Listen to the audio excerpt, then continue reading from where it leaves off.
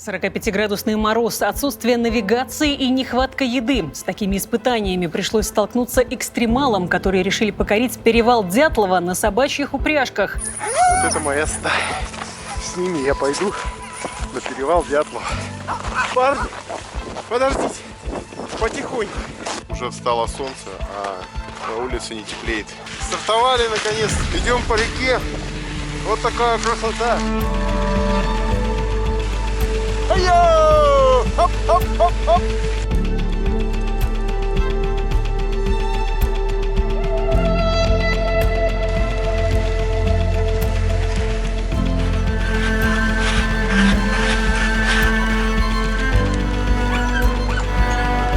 Я уже на ободах, уже на полуспущенных. А эти прыгают и прыгают, вот у них энергии. Думал, я когда не гадал, что я буду каюром. Ну, хоть и начинающим, конечно, таким не настоящим, но тем не менее. У меня будет своя стая.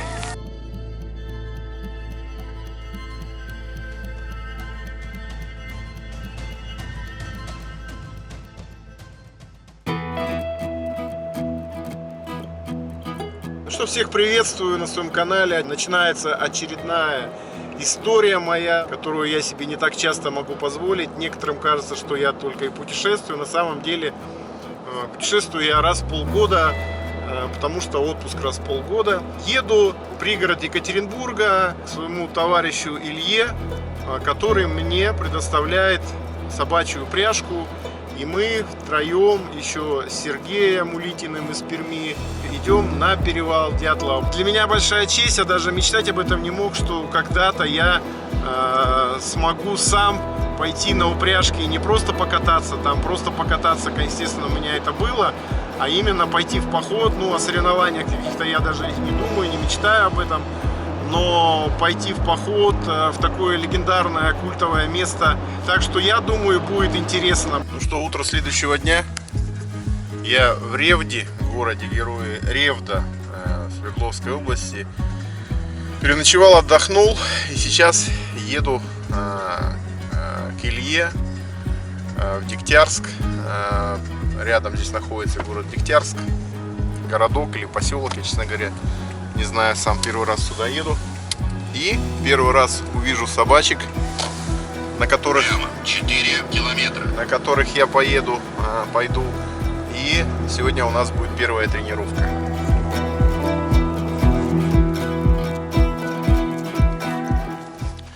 Ну все, значит, начинается. Готовимся к первой тренировке. Илья, Александр, вот Александр, Илья. Илья мой подельник по путешествию, Александр это его подельник по ездовому спорту, но они вместе здесь, значит, у них вместе типа питомник, да, у вас, как у вас питомник называется, Саша? Или вы еще пока не придумали? Пока еще не называл. Ну, в общем, они вместе, как совладельцы питомника, начинающие. Вот сегодня Саша меня поведет на первую тренировку, я на перевал пойду, получается, на его упряжке.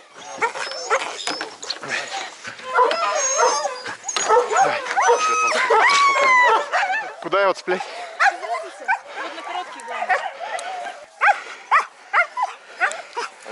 Все серые, которые есть, это все твои. Вот они, все стоят. Это прямо твои. Вот расправляете. Угу. Тут перекрест соединяете. Угу. Сверху одеваете. Вот спина.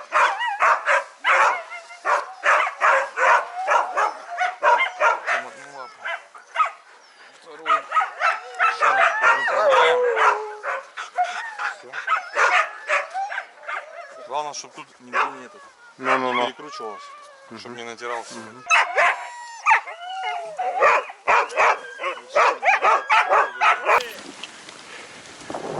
Так проходит наша первая тренировка. Сперва меня поставил Саша на вторую нарту. Я пока присматриваюсь, слушаю, что он мне говорит. Давай. Так так свистеть умею. Прошли примерно 15 километров. И куда мы пришли? Собаченцы. Пришли не просто в домик охотника, бар посреди леса. Устали. Тепло на улице, поэтому немножко собаки подустали. Сейчас собачки отдохнут, мы тоже чайку попьем. И... О, так тут нифига себе апарт-отель. Апартаменты. Апартаменты, тут можно вообще банкет сделать. Тут очень тепло. Мы здесь частенько останавливаемся. Так это общий, да, такой? Да. Что любой может прийти? Да. Такая красота. Идем, тренировка заканчивается уже.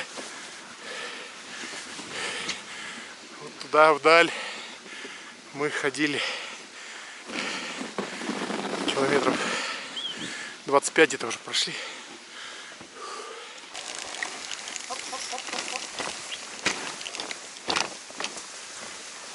А это вот будущая смена.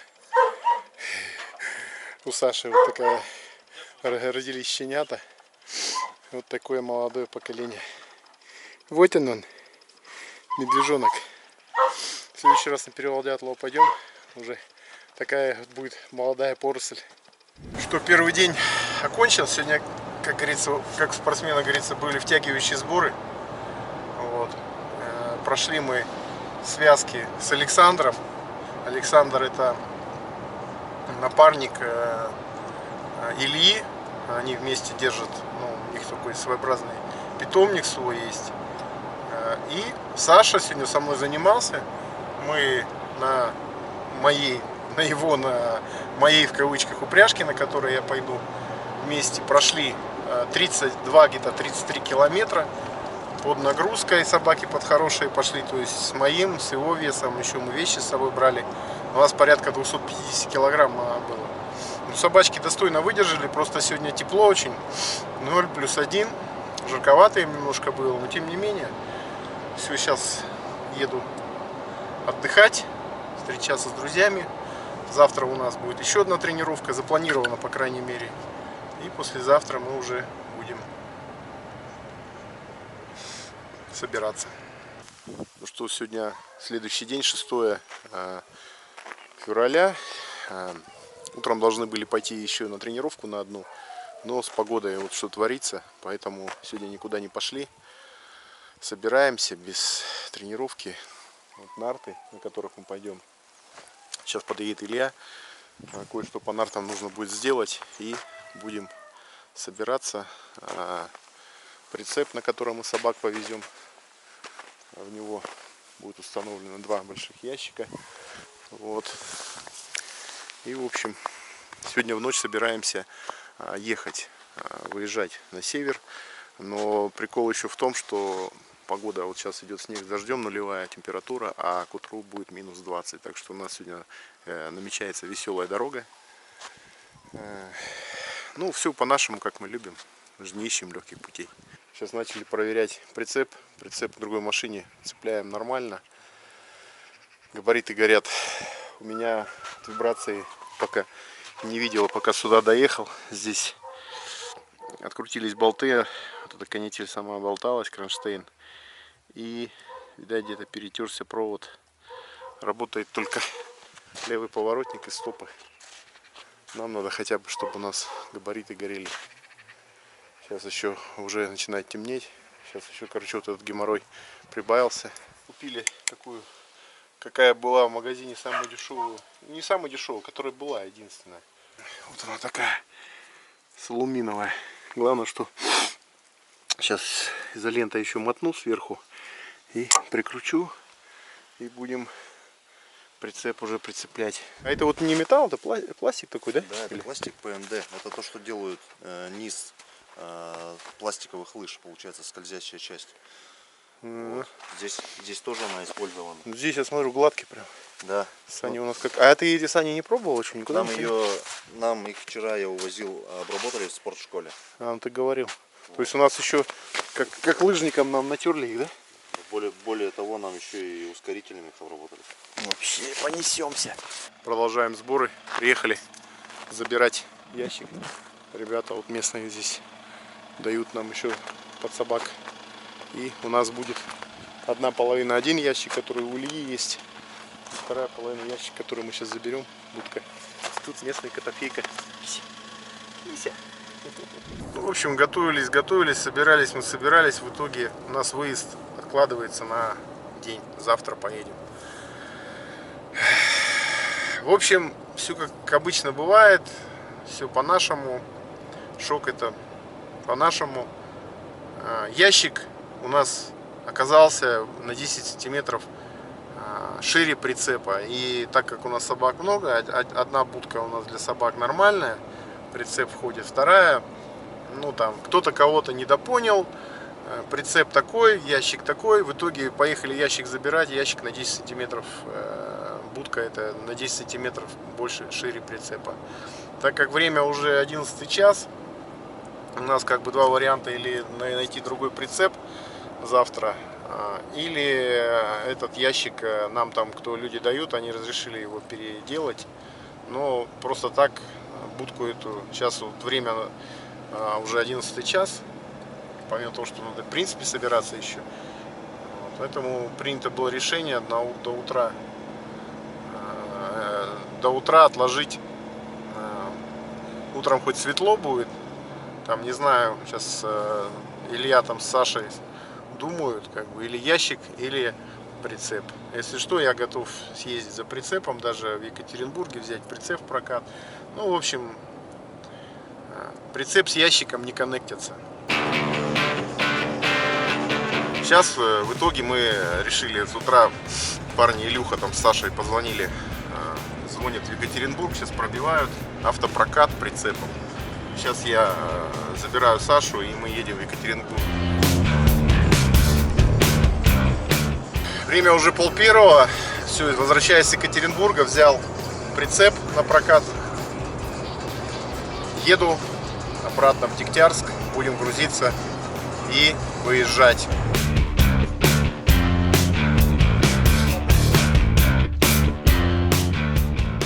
Ну что, дело пошло. Прицеп пригнал. Сейчас мы одну будку для собак забрали, сейчас вторую будку. Сейчас их закрепляем там. И вот так вот будет наш выглядеть автопоезд. На рейлингах будут нарты стоять. Здесь у нас две будет будки. Одна будка у нас в передней части. Там дверцы. Вторая будка здесь.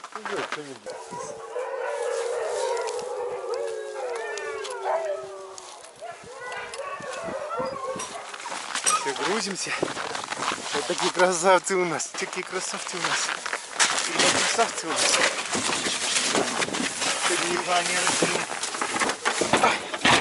Ой, молодец. Молодец, мальчик. Отлично.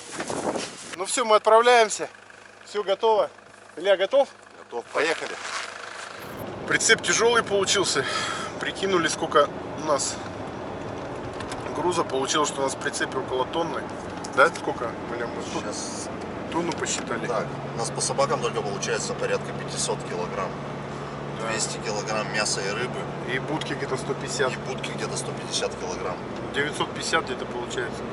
Ну и машина так прилично тоже загруженная. Ну, машина-то ладно, но прицеп, так чувствую, парусит, он еще широкий, поэтому едем. Сильно не гоним, так 70-80, не больше. Расход повышенный, солярки. Так что все по плану. На улице минус 17 и шквалистый ветер. Скоро где-то километров через 100 должны уже с Сергеем встретиться.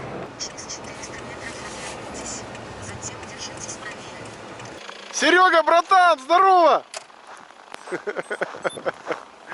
Соскучился, что-то давно не звонил.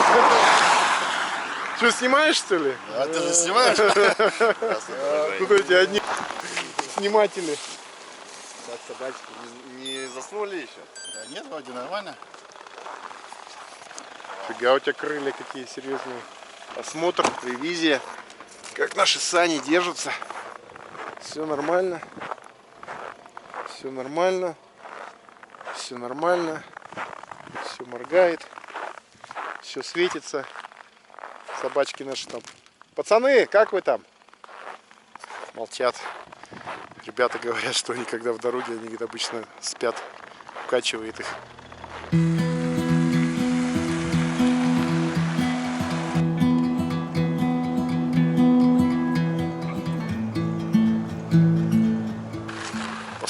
немножко вывели. Время 7 утра. Сейчас маленько выгулили собак. План такой. Сейчас едем в МЧС, регистрируемся. Потом едем в магазин, там покупаем, что нам надо. И в сторону двигаемся уже к месту старта. Полевая кухня. Да. Илюха нас чаем, кофе поет. Да, все, испытываем ноу-хау. Сейчас попьем кофейку и двигаем дальше. Мороз крепчает, уже 25. Ночью 30-ник обещает. Все, переехали уже. Сейчас мы куда? С Ивделя уже едем в Визжай, да? Да. По Зимнику едем уже. Сейчас дорога такая, как стиральная доска. Узкоколейка.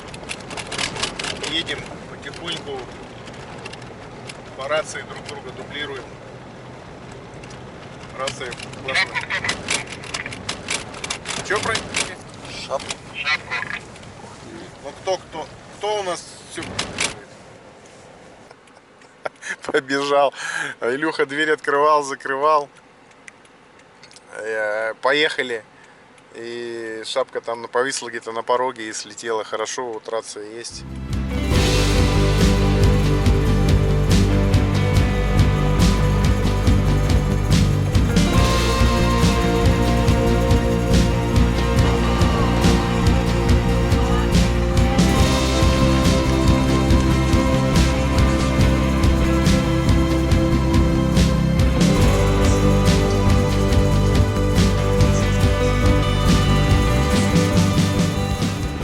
Ну вот мы уже на подъезде. Приехали в деревню Ушма. И вот такие указатели стоят. Я вот увидел лес здесь вокруг вот такой, как ядерного взрыва. Это просто элементарно. Пожары здесь были очень сильные. Говорят, что деревня тоже погорела. Ну и самое, конечно, кладбище здесь находится такое, конечно, запущенное, заросшее.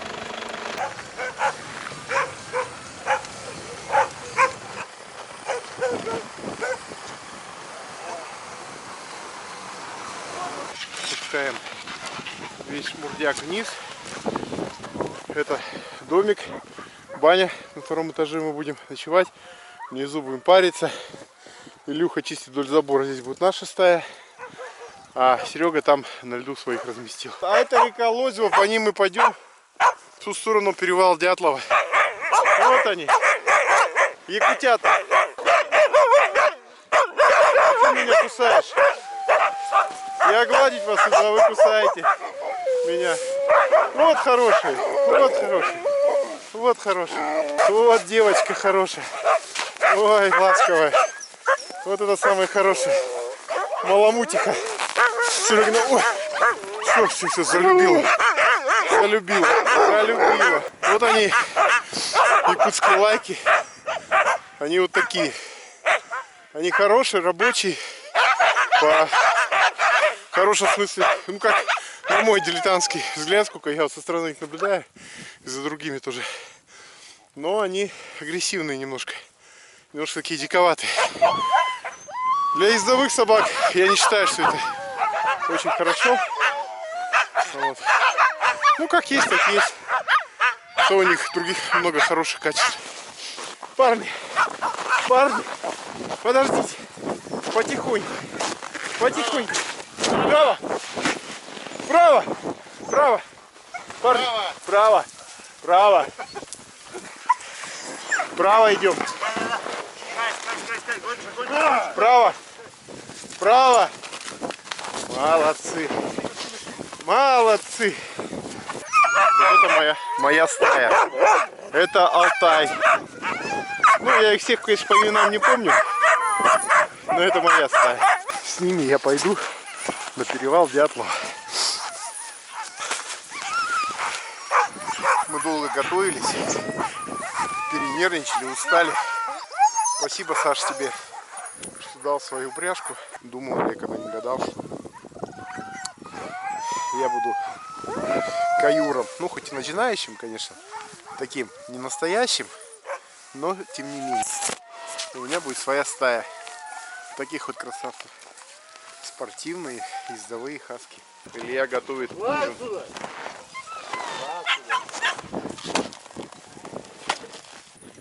Наконец-то наша братва дождалась ужина.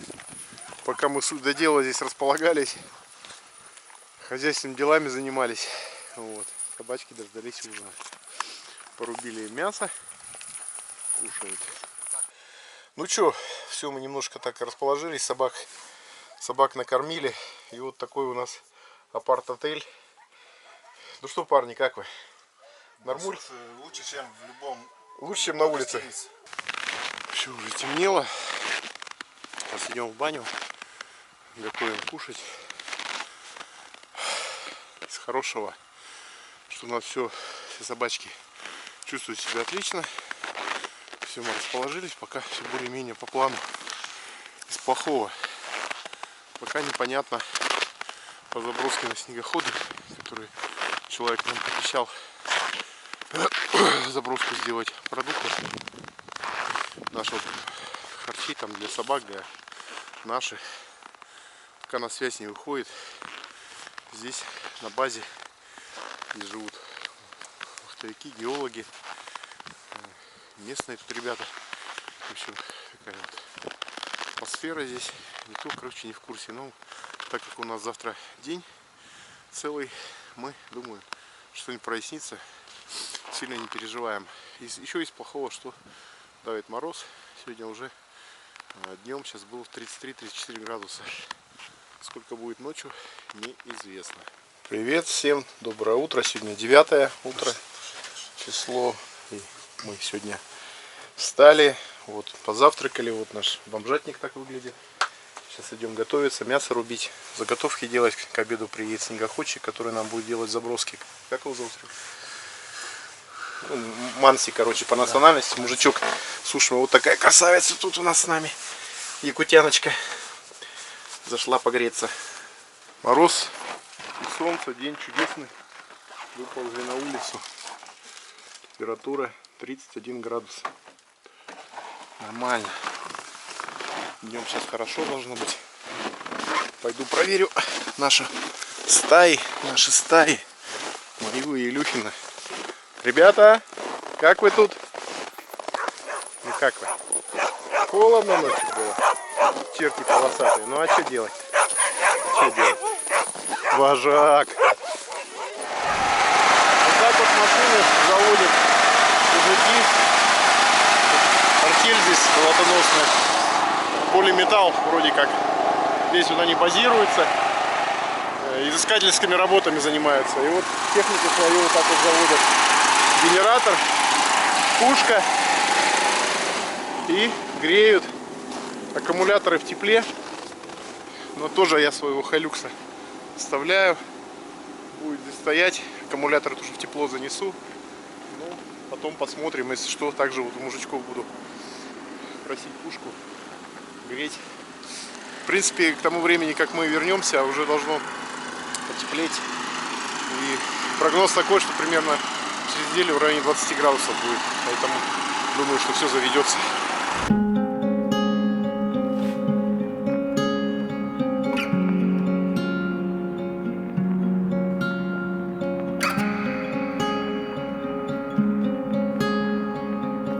Водой.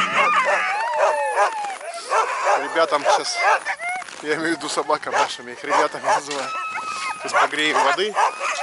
Утром они жира поели, погрызли. И сейчас погреем воды и будем их поить тепленькой водой.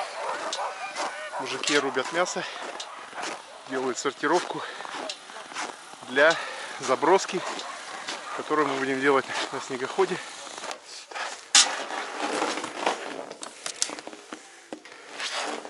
Здесь скважина. Такая красота вокруг. Лес очень редкий, здесь был пожар. То ли в 10-м, то ли в 11-м году вся деревня здесь выгорела. Здесь уже только новые постройки. Вон база. Еще одна. Так а вот что, пожары здесь были в 10-м, 11-м году, все посгорало, да? Да, весь поселок горел. То есть это все дома уже новые, да? Да. А местные куда уехали? Через речку спрятались. Через речку? Спрятались и все. А. Вон на том Урале на зеленом. Там построили новую себе. Нет, здесь на месте все. Вот так выглядит деревня Визжай, в которой мы живем.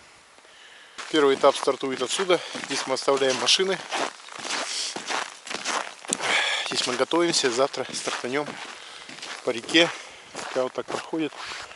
Называется Лозево, что ли. И по ней пойдем уже в сторону Ушмы. В сторону перевала Дятлова. Чё?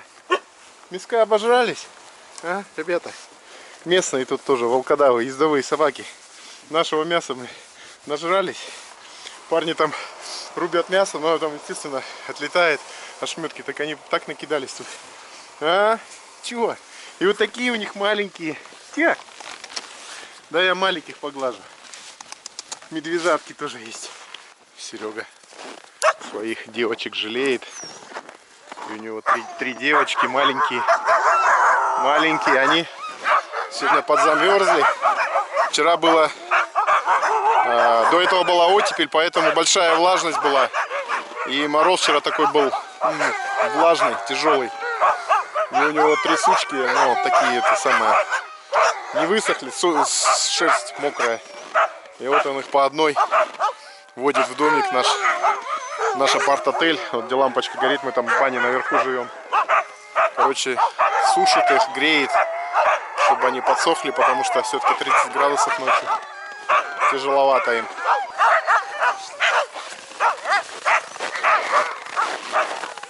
На соседней базе здесь снегоходчики завелись, выстроились. Тоже куда-то собирается.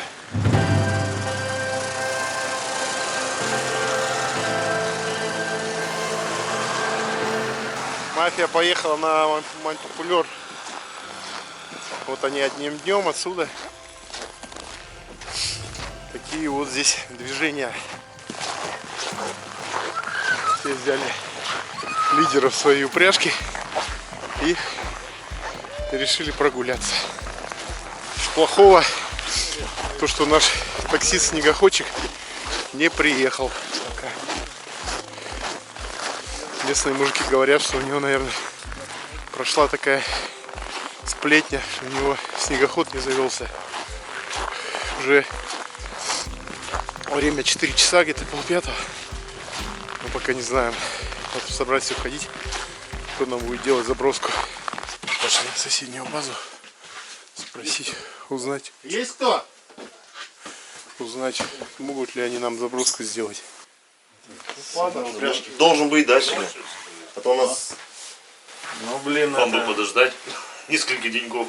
Вы что, там такая на реке наледь мощнейшая. Вот только снега прекратились. Вот столько снега выпало.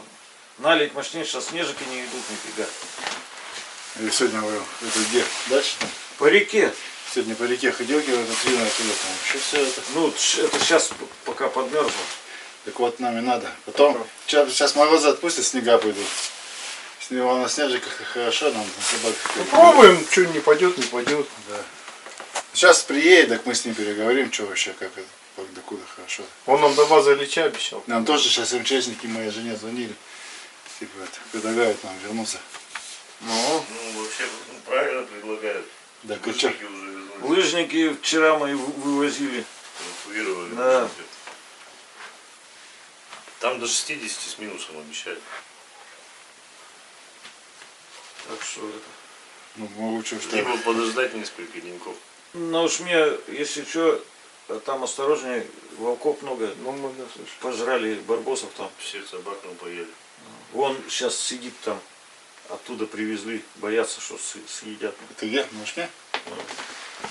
Ну, вчера вот ночью были там тоже. Вот он ходит, не боится ни хрена. Собак выжидает. То есть к человеку-то не подходит, а вот краем видно глаза, там фонариком смотришь, глаза мелькают. Я думал, к 30 собакам там он хер пойдет. Волку пофиг. Ну, в общем, такие дела. Сами все слышали. Пугают нас морозами, с волками. Но мы... Пугают нас морозами, волками, но мы пробовать будем. Правильно? Правильно? Правильно я говорю? А что молчите-то? Конечно, правильно. Вот. Ну, контент мочим. Нам что, волки, нам 60 градусов. Ну, контент мочим. Подписчики, лайки, дизлайки, если кому-то что-то не нравится. Активность проявляйте. Вот мы активность проявляем, но местные говорят, не ходите. МЧС звонит, не ходите. Но мы-то пробовать будем. Как минимум до базы Ильича-то мы должны идти. Услышали снегоходный шум, так как мы ждем снегоходчика своего. Слушай, мы. Не, это не он. Это наш, да, вон едет. Какой наших? Несколько вон. Наш снегоход. А, точно. Ну все, тогда хорошо у нас. Вот и дождались.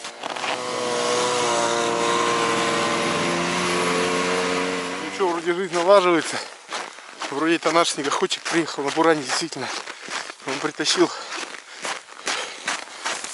сломанный снегоход и приехал к нам.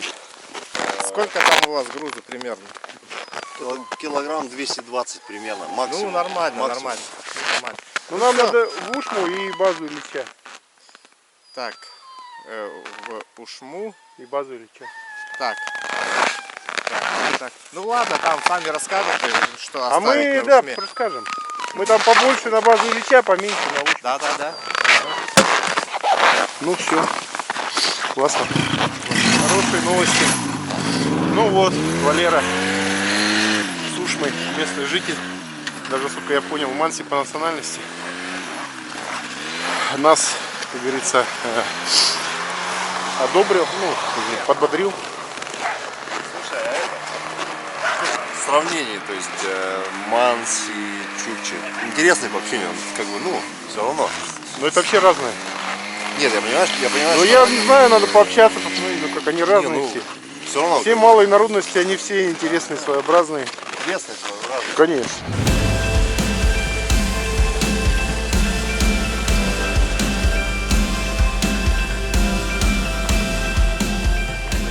Смотри, вот это у нас на базу. Сейчас На Ушму, вот это на базу. Так, вот это на базу. Так. Да, мы будут отдельно лежать. Так, у тебя остановиться можно? Там, ну, у меня-то нет, но там найдем. Найдем? Здрасте. Статкен. Вот он, да.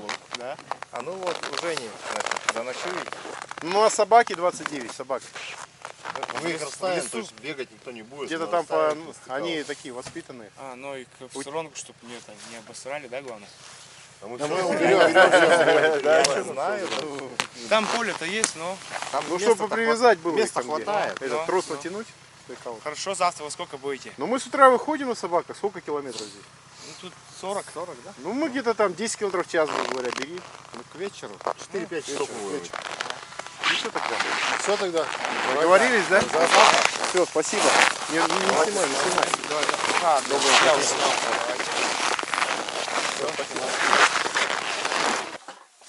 Короче, мы нашли этот, В Илюхиных вещах. мы в Илюхиных вещах нашли на улице минус 30. Илюха взял от комаров. Вот так вот мы это самое тут развлекаемся. Чего, девочка? Сегодня собачкам двойное питание. Вот печень отогреваем, чтобы собачкам было полегче есть. Они уже по полкилограмма говядины съели, поужинали. И сейчас еще вот печень по кусочку, двойное питание, что завтра холодно и завтра у нас старт. У меня все как обычно. Наступила лирическая пауза. Значит, что хочу сказать. Вечер уже, как бы сейчас в баньку сходим. Сейчас второй ужин собачкам готовим, там печень парни порубили. И теплой водички попить им. Разбавляют там молоко, добавляют сгущенку им. В общем, сладенького. Сегодня вообще у них ударное питание. Я пошел за водой. Ну, вышел так. И вот у меня что-то опять накатило, как у меня обычно бывает. Лирическая пауза. Я просто хочу сказать, что все уже на мази, все складывается. И я просто кайфую, что мы завтра стартуем. Сел такой на крылечке. Вот такая красота вокруг. Елочки, травишки. Пацаны там наверху что-то там маракуют. Утром нас ждал сюрприз. Вчера нас предупреждали мужики с соседней базы, снегоходчики, что будет сильное похолодание, но мы что-то... А местные, наоборот, сказали, манси, которые приезжали, службы, сказали, что навряд ли будет сильный мороз. Но вот сегодня встали, и вот такая температура, вот, если видно.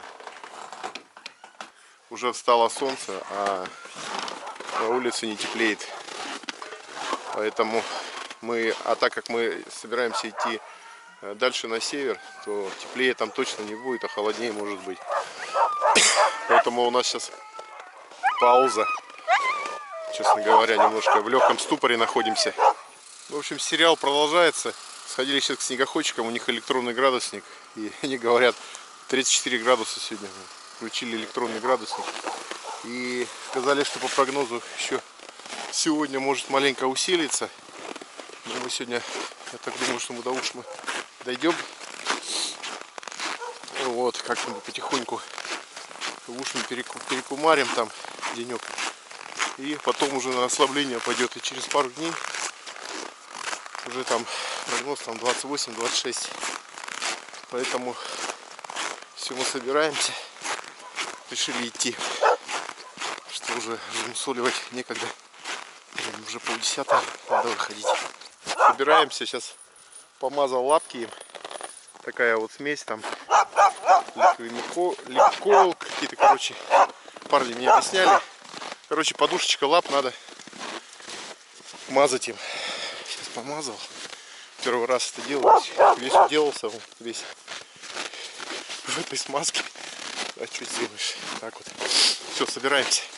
Ну все, сейчас стартуем. Честно говоря, мандраж. Потому что свара вся начинает кипишевать здесь. Грызутся, лают. Честно говоря, немножко не по себе. Сейчас вот стартовать будем. Старт всегда самое сложное, первого этапа. На финише всегда собаки более спокойные, уже подуставшие. И когда уже второй, третий день подряд бегут, они не такие уже резвые. А сегодня они насиделись. Но эти-то спокойные. Это лидеры, умницы.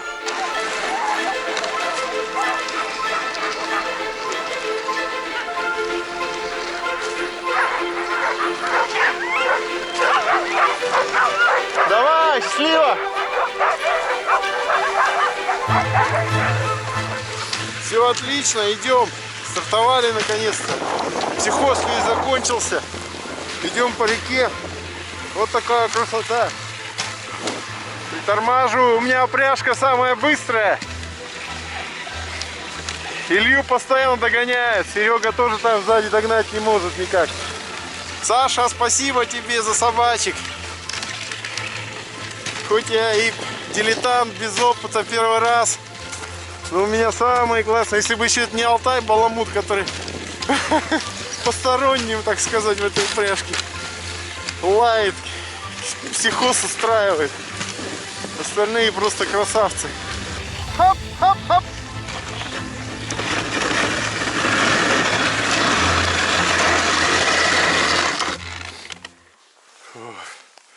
Короче, смысл такой.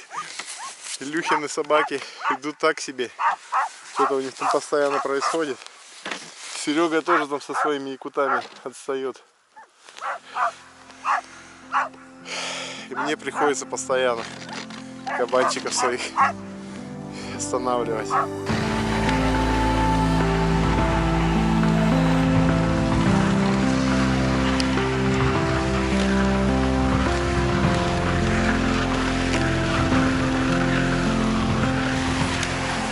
Что прошли где-то половина, идти около 20 километров. Сейчас скоро будем вставать на перекус. Мы с Ильей идем в таком среднем темпе, у него собаки идут нормально, хорошо. Мои собаки идут побыстрее немножко, приходится периодически притормаживать. Сейчас так более-менее на скорость встали. Да, на крейсерскую скорость. Но все равно не догоняет. Серега у нас немного отстает. Сейчас будем вставать, дожидаться его. Что-то у него, и куты его, они помимо того, что сами по себе тихоходные, они еще и у него там халтурят, девчонки что-то у него.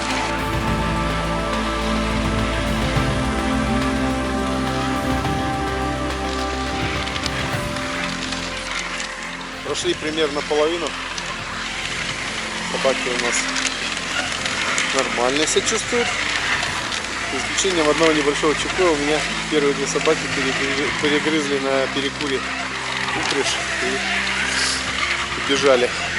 Ну, далеко они не убежали, догнали их, но упряжь жалко. На всем на этом теряем время. Это самый по нашим планам самый длинный переход. Ну, по нашему маршруту поздно вышли, конечно, не знаю, будем идти в темноте.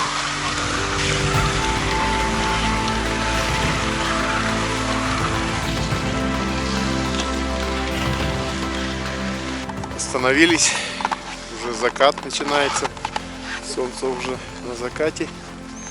Отдыхаем маленько, собачки отдыхают. Сергей там у нас подостал маленько. Ждем Серегу, двигаем дальше. Ну все, шок это по-нашему. Естественно, у нас не удалось до Ушмы засветло дойти. Вот. Собачки у нас не все одинаково подготовлены. Серега отстает. Стоим с Ильей, ждем его. Вот. У нас тоже собаки уже подустали. Все как бы, все бы ничего, если пораньше вышли, но по темноте ничего приятного нет. Вон Серега появился за углом. Так что осталось вроде километров 5-7, не больше. Надо дотерпеть. Вот. Собачки в гору уставшие. Хоп-хоп-хоп-хоп.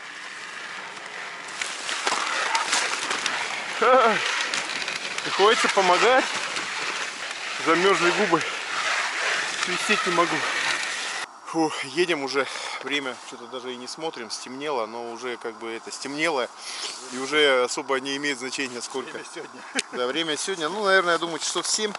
Информировал нас снегоходчик и говорил, что 10 километров, мы уже где-то 10 прошли, навигатор нам показывает, что еще 10. Ну, фиг с ним, мы согласны, у нас худо-бедно собачки идут, в общем-то мы полны оптимизма. Понимаем, что нам сегодня дойти надо. Решили остановиться сейчас, кипяточку скипятить. Вот эти вот парни пока отдохнут. Вот.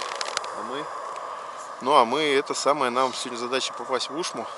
А там мы уже будем решать, что дальше делать. Еще сутки будет мороз. Сегодня, я думаю, не меньше 35 будет. Вот. Главное нам дойти. И там уже решим. У нас там уже мясо там, еда там. Собачки будут отдыхать, а завтра будет видно. В общем, продолжаем движение. Следующий день, 11 число сегодня. Вчера пришли поздно, не снимал. Устали, пока собак распределили, пока накормили туда-сюда. В итоге легли спать поздно. Утром встали, вот раскачиваемся. Ночью был морозец такой, ну, вроде не такой сильный, в районе, может, 30. Раскачиваемся, встали, вот, кофеек пьем. В таком гостевом доме мы живем. Хозяин Женя, зовут Женя. Здесь манси живут. Нормальный дом, хороший, печка. Вот пацаны тоже встали, пьют кофе. Будем сегодня здесь день заниматься собачками, чтобы отдыхали они. Восстанавливали силы, и сегодня вроде как по прогнозам последний холодный день, ну, сильно холодный день имеется в виду, да, то вроде потеплее, поэтому завтра планируем выйти на базу Ильича. Вот. Такие вот дела пока так. Вот с Евгением, хозяином гостевого дома, в котором мы живем, за водой пришли. Речка. Как речка называется? Лозьва. Лозьва, это так она и есть, да? А вон Ушминка текет. Сюда втекает? Да. Это деревня Ушма, на том берегу 5 домов и на этом берегу 5 домов, вот где мы живем. Деревня получается из 10 домов и разделена рекой.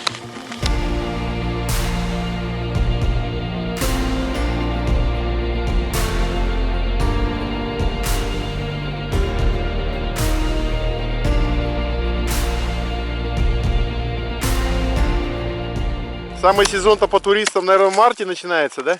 Да. Едут все. В марте, да. Сейчас не сезон. Ну, уже начался. А летом много?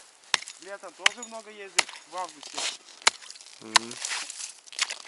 Ну, на перевал в основном, да? Мой популяр. Перевал, да? В основном перевал, да, Ебань Купы.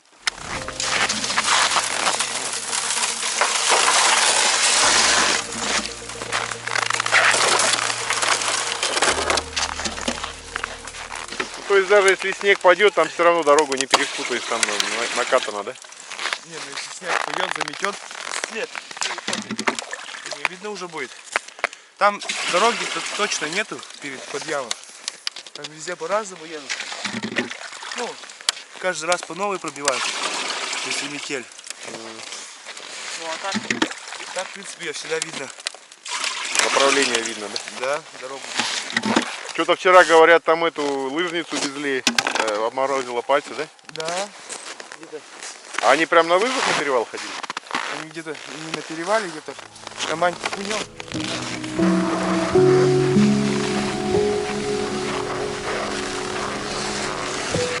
Наша часть деревни Ушма. Эта сторона 5 домов. Вот тот светлый наш гостевой дом.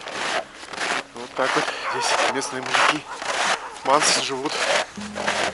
Доходы их. Наши собачки. Что, варить, да, будете? А? Да. Это что у нас, говядина? Это вымя говяжий. Вымя говяжье. А рыба? Рыба сегодня вечером. Так что у наших собачек сегодня бульон из говяжьего вымени. Сейчас будет. А вечером у них рыбка на берегу. Дискотека у нас будет? В другой поселке будет. Дискотека? Да, в другой поселке. Возле Лондона. Да? Да. Удачи повезете? Мужики, короче, готовятся к празднику и везут колонку с микрофоном в другой поселок. Там что-то гулянка какая-то будет. Все равно же он что-то означает, этот медвежий праздник, который у вас будет. Ну, К чему он приурочен? Это означает? Ну понятно. Это чисто мансийский праздник? Да. Сегодня? Завтра? Нет, через неделю. Ну просто готовитесь, да? Да, собираемся туда, готовимся. А тут ближайший поселок, как называется, вот куда поедете? Ближайший поселок. Ну вы куда собираетесь ехать? На Турла. Как? На Турла. Поселок? Поселок на Турла. Ну вы двумя как бы поселками собираетесь, да? Или еще откуда-то? И оттуда тоже будут приезжать народ. А, вы просто в одном месте где-то выбираете и собираетесь там, да? Да, у них тут праздник будет. Кто медведя добыл, тот того праздник и делает. Ну хорошо, что обычаи сохраняются. А вообще в Манси много населения вот осталось? Сколько тысяч? Да нет, тысяч-то не будет. Здесь в Ивлевском районе где-то 60 с лишним человек всего лишь. Всего лишь? Да. Они уже с другой, с Ханты-Мансийской области вот эти ребята. Уже там числятся. Ну тоже Манси. Ну а вы в местных, получается, совсем мало, да? Да, с Воронежской области вообще мало. Вообще мало. Плохо. Сегодня, оказывается, было где-то 45-46 ночью. Вот Женя отогревает свой буран. Мороз был сильный. Мы что-то даже не верится, что такой мороз, но Женя говорит, что из-за того, что в лесу, поэтому мороз более легкий, легко переносится. Поэтому завтра вроде бы уже все должно отпускать. Но начинаются снега, поэтому тоже хорошего мало. Мы одну-две вот это, которые самые, или травма у нее, уберем сейчас. Сейчас все уберем. Не переживайте. Рядом с собой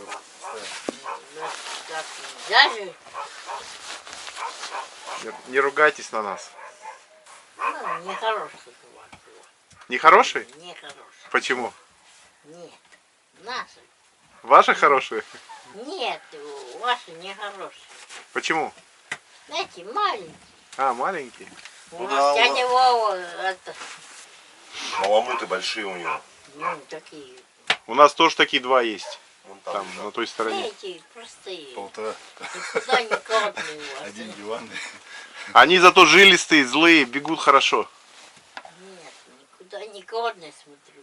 Никуда не У годные. нас тоже такие же. Свои есть, да? Помалу собаку, да, ты хозяин. Мы трое все, это 3 упряжки. Это одна упряжка, это вторая упряжка, там третья упряжка. 29 собак.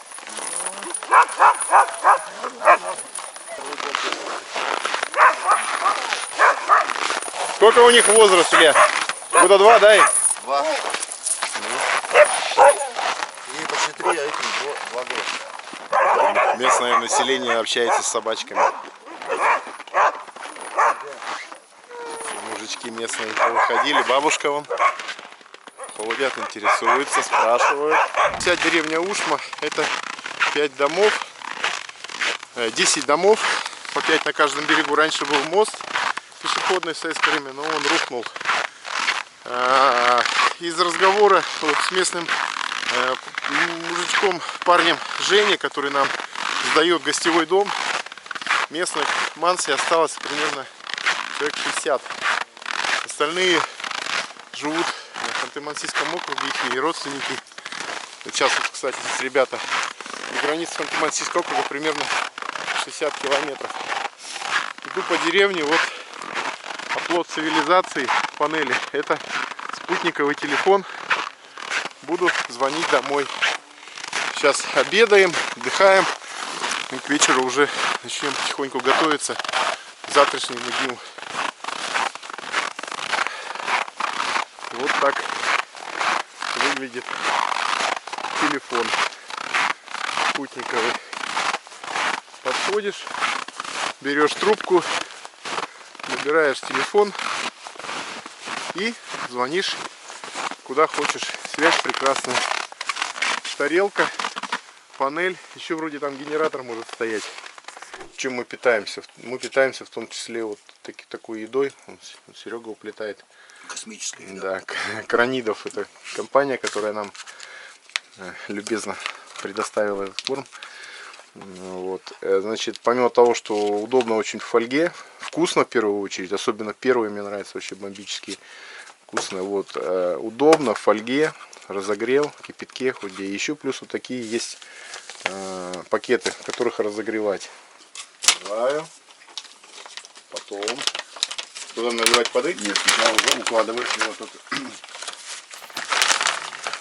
Вот на эту, я так понимаю, черную надо поверхность положить, да? И наоборот. Боком? Да? Это хрен. Вот так вот, да? Да. Потом наливаешь воды. Нет, сразу вот эту защитную пленку убирай. Отрывается? Да. Так. Убираем защитную пленку. Разверни лучше, чтобы видно было. Наливаем воды. Вот поэтому здесь есть волнистая такая полоса. Ну, То есть наливаем по ней воду. надо воду наливать. Так. Наливай. Давай. Еще. Все? Хватит, на, все, Да, хватит. все, да. Ровно. И? Все, и пленку, вот эту клейкую часть клеиваешь. И ждешь. Да, 15-20 минут надо ждать. Вот так вот ставим.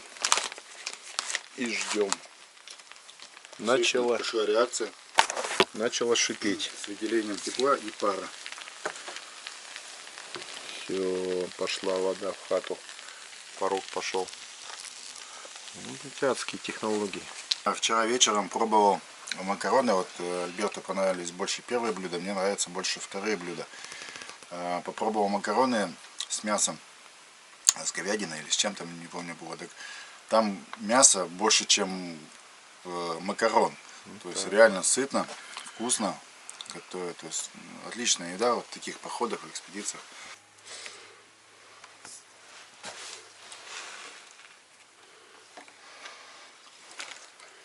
Едим строганину из оленя. Местные нас угостили, манси. олениной. Вот так вот выглядит. Собачки наши покушали. Сегодня у них усиленное питание. Сперва бульоном их накормили. С мясом. Мясо покушали. И вечером у них еще будет рыба на перекус. На улице холодно. Собаки много теряют энергии на обогрев. Вездеход. На нем тоже, наверное, ребята ездят куда-то, промышляют в тундру.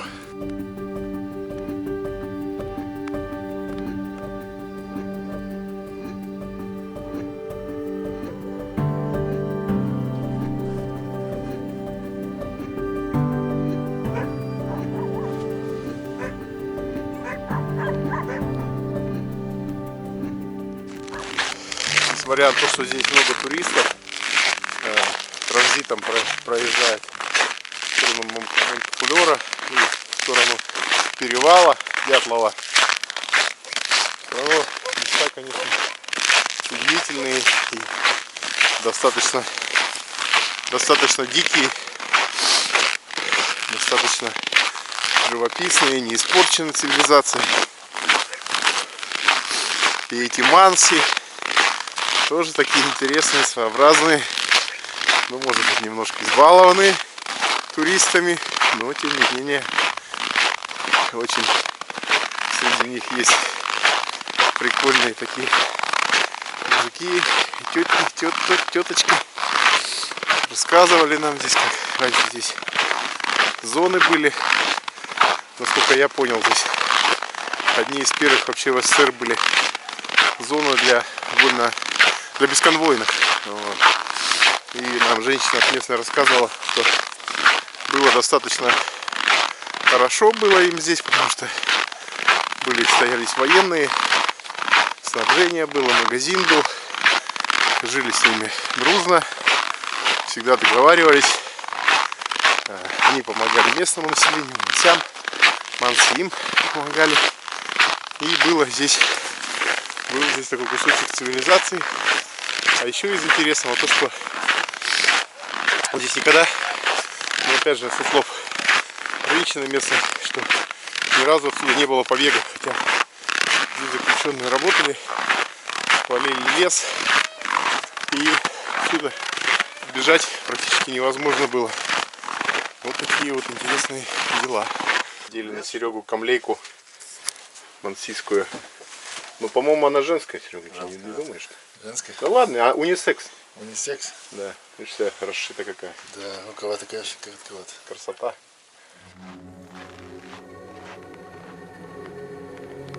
Вечером приходят местные мужички. Помогите снегоход нам с наледи вытащить. Ну, сейчас идем выручать. Не знаю, правда. Он стоит уже пару дней. Вытащим, не вытащим. Будем пробовать. Вот вчера обдолбить надо было, и попробовать. Сейчас он мерзкий. Подбивать песчанки подмерзли.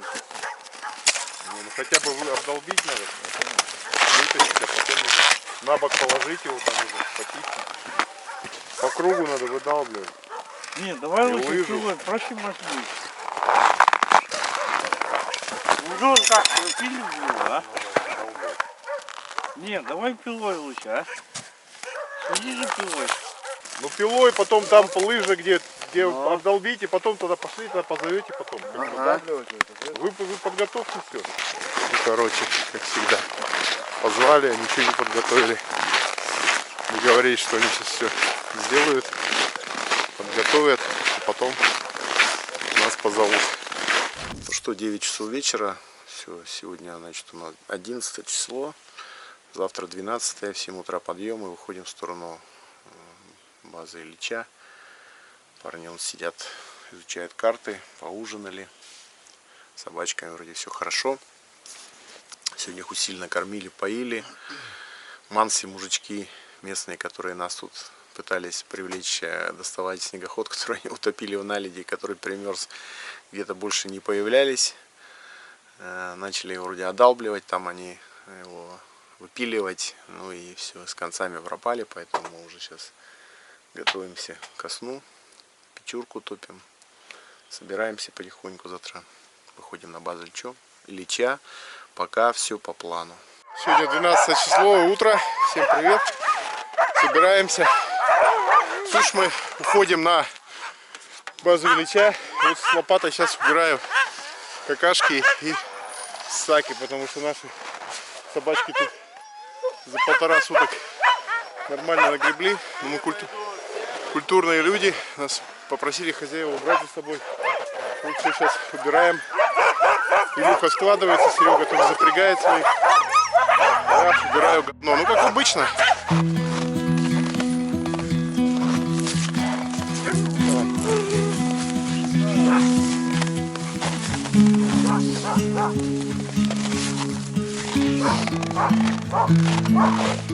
О, отправили меня одного, Серега вперед ушел, у него собаки поспокойнее идут. Решили, что он вперед пойдет. Вы с Ильей остались. Илья теперь меня отправил одного. Пока с деревни выходил, местные собаки брешут. То они то тропу перепутали, то на собак. Кое-как вышел с деревни. Сейчас иду один. Красота. О! Хоп-хоп-хоп. Обосрались. Позавтракали плотно. Хоп! Хопа! Хей-йо! Як! Маленько отдышался. Слава богу. Все, иду. Мороз маленько спал. Я думаю, что градусов 30, не больше. Посмотри, как вчера за 40 было. Руки не так мерзнут. Надеюсь, что потепление началось.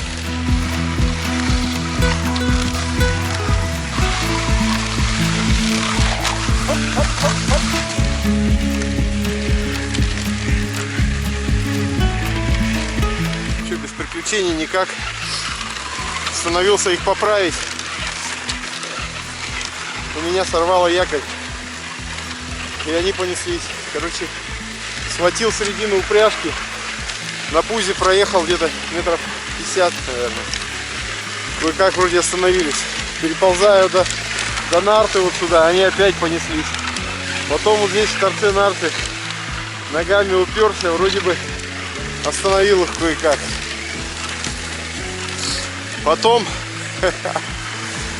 ну короче, как-то я извертелся, подскочил, нажал на тормоз. Короче, еду без якоря. Якорь подвязался, вот конец веревки, видимо, Илья плохо привязал его. Ой, короче, еду на тормозах. Дури дофига у них. Жду, когда меня Илюха догонит. Он пока сзади не появляется. Короче, без тормозов жопа полная. Останавливаться нельзя. Потому что у них сейчас еще энергии много. Уже лидеры вон уже перегрызли шейник. У них такая болезнь. Еще 2 молодые сучки есть, которые Пуля и Скай, которые тоже грызут постоянно упряжь. Короче, не тороплюсь, на тормозах еду, чтобы они маленько подустали, чтобы у них дури меньше было грызть упряжь.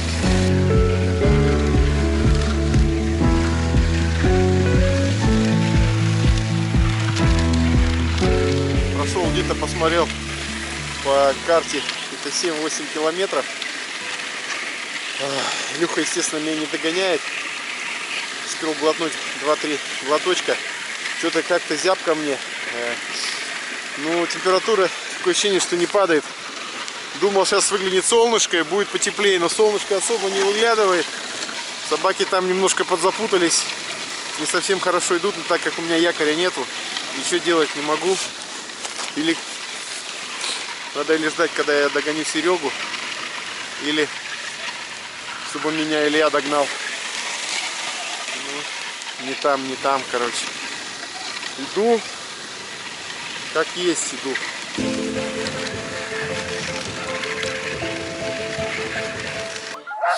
Местные знаменитости Шатуны 96, которые здесь возят туристов. Турбаза у них здесь. Обгоняли нас. И, короче, давайте мы вас поснимаем, давайте мы вам пофотаемся. И Серега стоит с ними, разговаривает. Я от своих ласточек боюсь отходить, потому что они меня сегодня уже протащили прилично. Кое-как я их остановил, кое-как удержал на тормозе, на якоре. Якорь вырывают. Ну вот сейчас стоим. Другая проблема, что они упряжь начинают грызть. Фу! Ну что, шатуны нам сказали, что до базы Ильича где-то 12 километров осталось. Стоим с Серегой. Серега там тоже что-то снимает. Стоим, ждем Илью. Илья, походу, далеко еще. Самый громкий, самый бестолковый пес в моей стае по кличке Алтай. Брешет без остановки. Все пытается отвязаться. И слава богу, хоть упряжь не грызет. До этого у него ума не хватает. Такой. Остальные все спокойные. Лижут лапки. Утихомирились. Так что вот такие дела. Это с виду они такие маленькие. Дури в них столько. Не представляете. Вот мы прошли сейчас почти 20 километров. Они вон тут имеют. Вчера мы, наверное, километров 30 прошли. Где-то после 30 километров только они более-менее хоть это поспокойнее стали. Что ты брешешь? Что ты брешешь? Ты когда-нибудь рот закроешь свой, а, Алтай?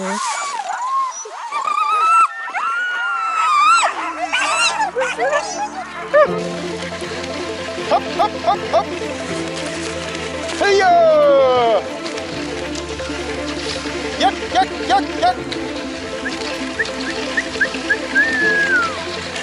Вот так вот и идем. Серега ушел вперед, мы с Ильей потихонечку за ним идем. Хотя он идет медленнее, но мы его отпустили вперед, чтобы сильно не стоять подолгу.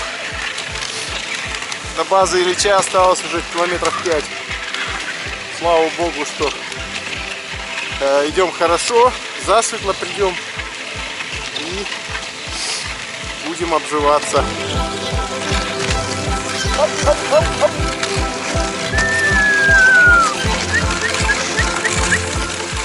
Хоть свистеть научился более-менее, то свистеть-то не умел. Зубы-то вставные. А тут надо же собачкам как-то помогать. Снегоходчики километров 5-7 назад нам сказали, что вам осталось там километров 7. Но сейчас вот мы шли. Смотрю на карту, еще километров 10. Поэтому думаю, что прошли мы только 20. Но самое главное, собаки в одном темпе идут. С учетом моих притормаживаний. Серега вот сзади. Все нормально. Там Илья.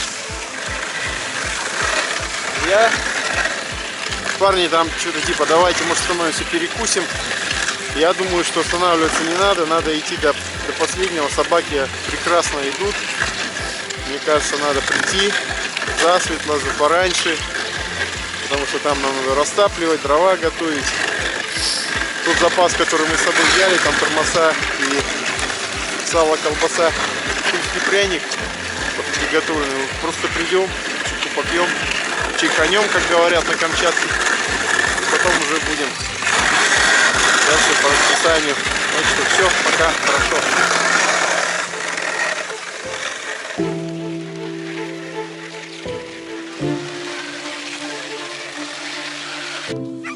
Че, демоны, отдыхаете? Кингушка, голубоглазый вредина.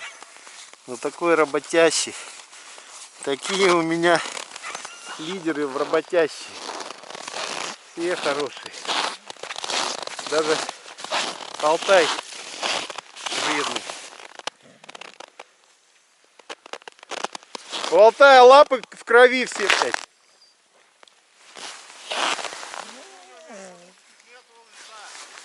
Да, нету.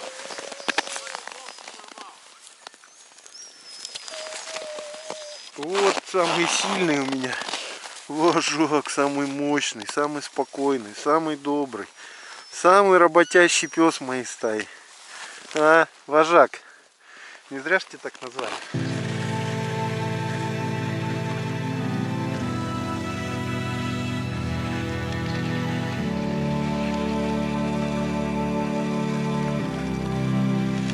Идем хорошо. Осталось. Собаки у нас там пописить сели. Осталось километра уже 5 точно. Все, идем дальше. Хоп-хоп-хоп. Речка очень сильно виляет. По карте смотришь, вроде бы и так недалеко осталось. А речка вот так вот чуть ли не назад поворачивает. Такие петли. Ну, очень красиво. Главное, что на улице потеплело. Думаю, что градусов 20-25, не больше. Это, по-моему, самая теплая погода за все эти дни, как мы сюда приехали на Северный Урал. Это у Илюхи собаки немножко подуспокоились. Он как мастер спорта по лыжам разминается, бежит вместе с ними, чтобы полегче было. Я, наоборот, еду на тормозах. И Серега там в своем темпе сзади идет.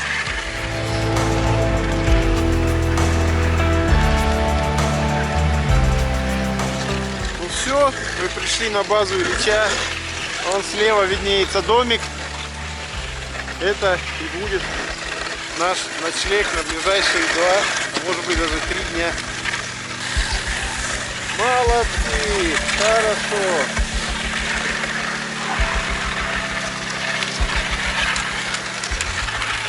Ну все, камеру больше держать не могу в руках. Будем сейчас собачек при это. Ну короче, вы все поняли.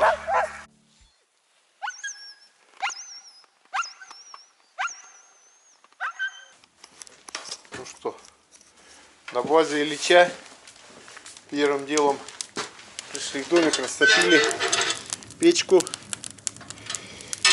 Ничего здесь не готово было, никаких дров здесь никто не оставил, кроме бардака. К сожалению, так часто бывает, никто не соблюдает никакие правила, не оставляет дров, не оставляет за собой порядок. Вот тебе и пожалуйста, раскрученное туристами место.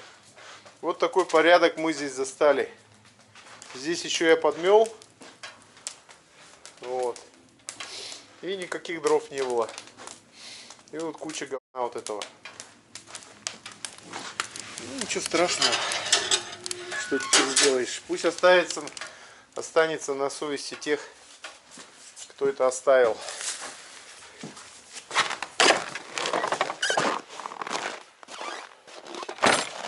Собаки все наши отдыхают. Вон Серегины, вон наши. Серега ушел в лес. Илюха тоже, наверное, в лес ушел. Не знаю. Ну а я тут заношу то, что уже есть. Помаленьку таскаю в хату и растапливаю, чтобы была жизнь, чтобы был огонь. Водой ведро тоже уже прихватило.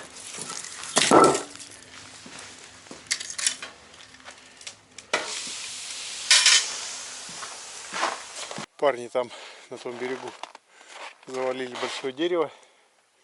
Я напиливаю. Говорят, что на этом берегу все выбрано, потому что летом на квадриках народ приезжает. А на том берегу мало кто ходит. Вот там есть сухостой. В доме висит градусник. Примерно 23 градуса. Днем, когда мы шли, было где-то около 20-ника. Сейчас начинает холодать.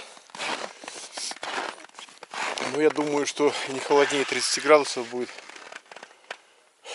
Я на это надеюсь. Поэтому все-таки, значит, потепление идет. Это хорошо. Готовимся вечерить, ужинать и строить план на завтрашний день. Все, отсюда финишная прямая. 25 километров до базы, до перевала Дятлова. Будем думать. Первоначально мы хотели, что мы туда с ночевкой пойдем, будем спать в палатке. Но что-то мы намерзлись эти дни. Температура до 45 доходила. Ночевать там уже ни у кого нет желания. Палатки. Поэтому хотим одним днем. Ну, не знаю, как это получится. Сегодня шли. Собаки в среднем идут 8 км в час. 8-10 км в час. Если учесть, что там в гору идти, Надо, если идти, то выходить надо часов в 7 прямо на самом рассвете, чтобы вернуться за световой день. Вечером будем решать. Пока все по плану.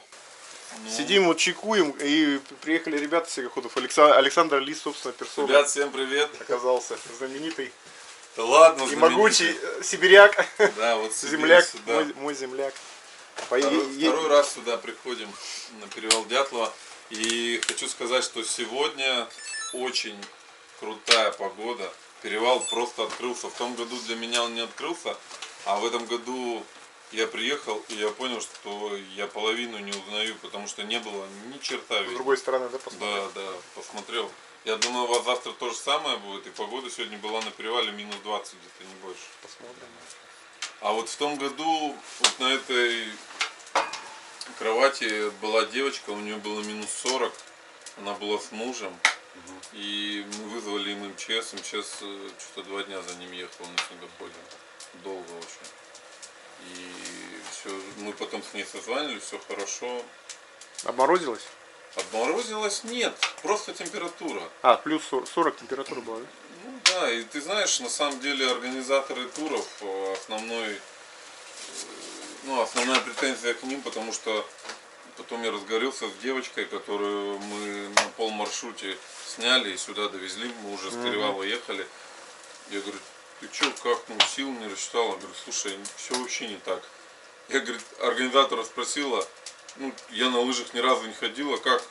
Они говорят, да не парься, все давай, нормально. иди, все, если что, там, да, там Разберемся. разберемся. Все нормально, разберемся. Понятно. Деньги собрали. Да, она просто говорит, я с ума сошла, я говорит, уже иду, уже все сознание теряю. И мы ее обратно привезли. У меня вот лайфхак. Я сегодня нормально сидеть, еще в штаны туда засунул себе в трусы. Ну правильно. А мы когда на Беренгии-то ехали, там 1350 километров, нам эти оленьи шкуры прям не выделанные, с кровью. Мы их тоже накидали, они чуколом стоят, от них прям жар идет. Если вот найдешь кусочек оленьей шкуры, вообще. Даже вот промокший, да, мы вот там, 0 было, пуржит, вьюжит, мы все, с нас стекает, на снегоход идем, а снизу тепло идет, подогрев. Ну все, давайте, брат. Давай, Александр. Александр Лис, собственной персоной. Спасибо вам большое. Давайте, всего доброго. Счастливо вам, хорошо доехать. Нам приполярный Урал соберете. Собачки, чтобы все здоровы. Хорошо, обязательно. Барабанная дробь. Ну, короче. Бах. Мы не вандалы, вандалы не мы. Ну все, ребята, кто будет здесь, это от нас привет. Сидим вот так, свечки, печурка. Сидим, разговоры траем. Завтра в 6 утра подъем и будем пробовать к перевалу. Так вот выглядит вечерняя жизнь в зимовье. Все, утро. Собираемся. Встали в 6 утра. Илья он пишет записку потомкам. Правда, там ничего не видно. Что мы одним днем уходим на перевал. Все почти здесь оставляем. Идем налегке. Сейчас ждем, когда у нас закипят. Еда разогревается. Наша любимая Кранидов. И кипяточек ждем. Планируем день 7:30 выйти. И одним днем попробуем рвануть на перевал. 7:30 собираем нарты с Илюхой. Пойдем налегке. По максимуму все оставляем в доме. Серега у нас ушел уже, вот его стейкаут. У него собачки темп поспокойнее держат, поэтому решили тактику такую выбрали, что он идет вперед. Наши уже вон все 2 стаи возбуждены, все, им уже надо бежать. Погода шикарная, ночью был небольшой снежок, тепло, 20-22. Собаки все отлично чувствуют, потому что после морозов, которые за 40 заваливали, очень это, днем-то, конечно, такого мороза не было. Мы шли по 30, было где-то 28-25, но ночью, когда мороз, конечно, собачки на обогрев много энергии тратили, плохо восстанавливались. А сейчас они, вот, парни, специалисты, Каюры, Серега и Илья говорят, что собаки бодрые, потому что ночью было тепло, и они отдохнули хорошо. Место очень живописное, шикарное. Все, собираемся сейчас и выходим на перевал Дятлова. Все говорят примерно 25 километров. Я сейчас навигатор Maps.me забил до площадки, до смотровой, где там отмечено 22 километра показывает. Ну, плюс-минус. В общем, идем налегке, туда-обратно.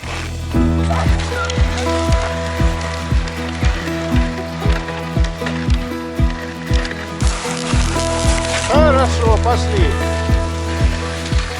Все, стартовали. База Ильича. Идем на перевал Дятлова. По такому красивому лесу идем. Начинаются перепады высот.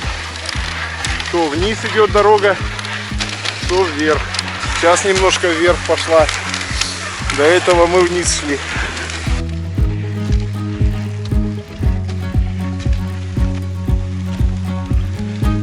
Рельеф все больше идет вверх и вверх. Уже немножко приходится помогать. Хоп-хоп-хоп. Пока все по плану. Прошли примерно километров 15. Осталось примерно километров 10. Ямы, набитые снегоходами. Их лево-право. Саня мотает, мотыляет. В гору приходится местами идти пешком, что не вытягивает. Очень крутой подъем. Так и похудеть можно. Вот так вот и идем. Чуть проеду, чуть протолкаю, чуть пройду, останавливаюсь дышать. Но они что-то дышать сильно не хотят. Хорошо. Цоп-цопы! Даже притормаживать приходится. Несутся черти.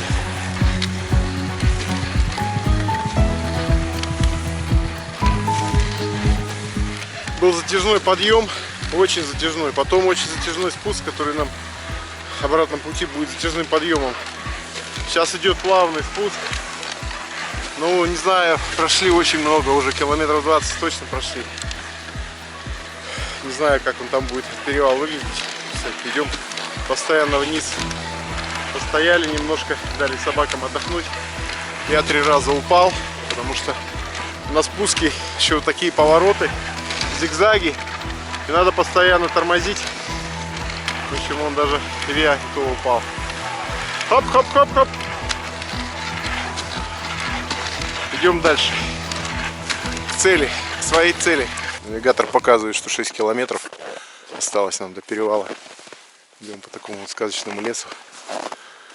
Остановились попить чайку. Собачки наши тоже отдыхают. Самые сильные у нас.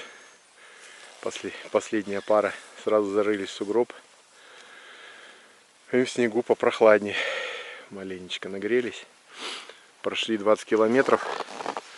Тяжело идем, потому что спуски, подъемы. Сейчас уже все. Один только подъем идет.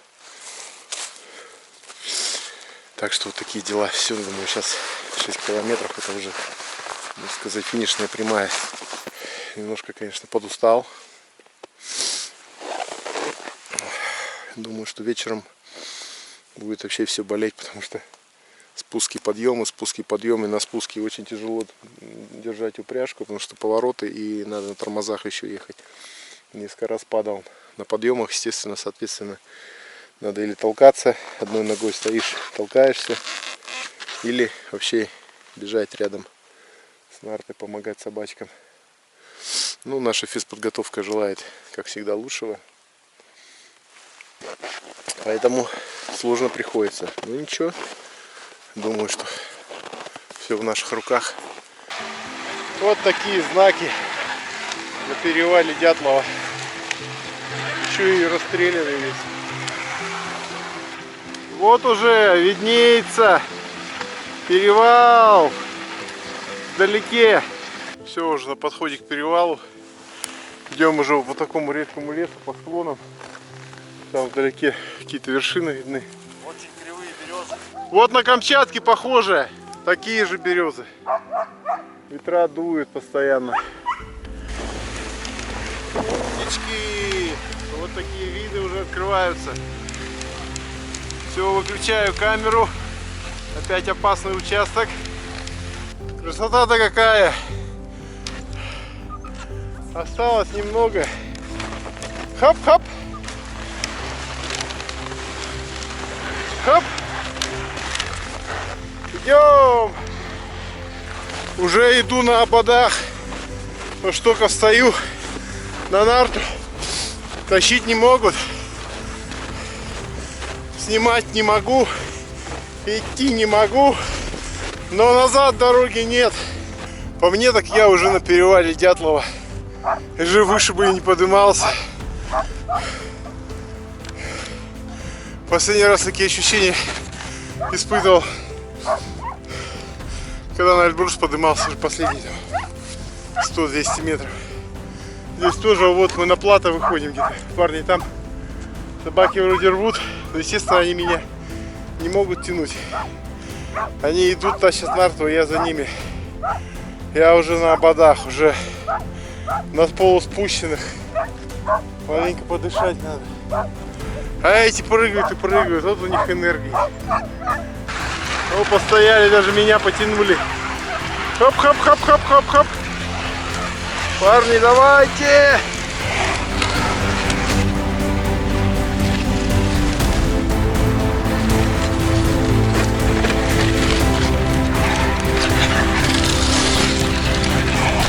Надо камеру вытащить.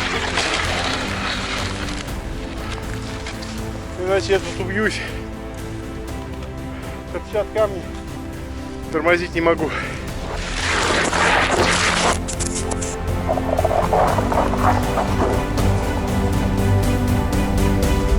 Все, сил нету, пришли. Вон Стелла. Прошли больше 25 километров. Вообще жесть. Последние 2-3 километра по камням. Что в гору, еще хуже вниз. В гору толкать надо вниз по камням. Они несутся санями, трещат, хрустят, тормозить неудобно. Ой, вообще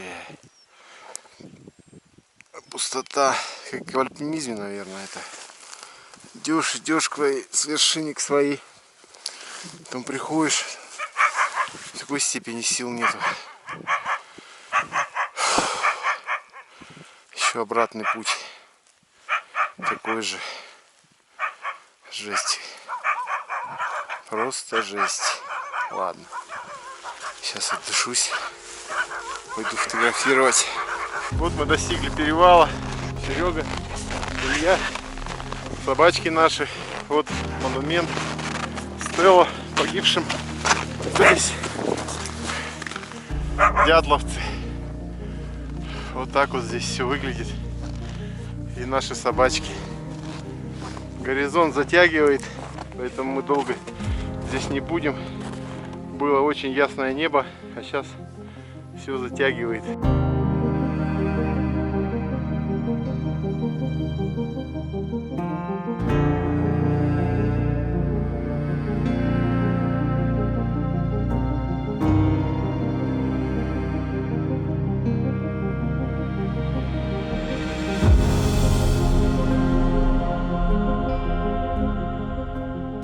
Все, собираемся в обратку. Уже развернули мою упряжку, парни тоже разворачивают упряжки. В ту сторону, короче, вот бежали дятловцы, и там их погибшими нашли. Но мы туда не поедем. Там есть какой-то указатель, говорят, но мы туда уже не пойдем, у нас портится погода. Все, уходим с перевала. Сейчас включаю камеру, будем вниз нестись. Все, последние кадры здесь сверху.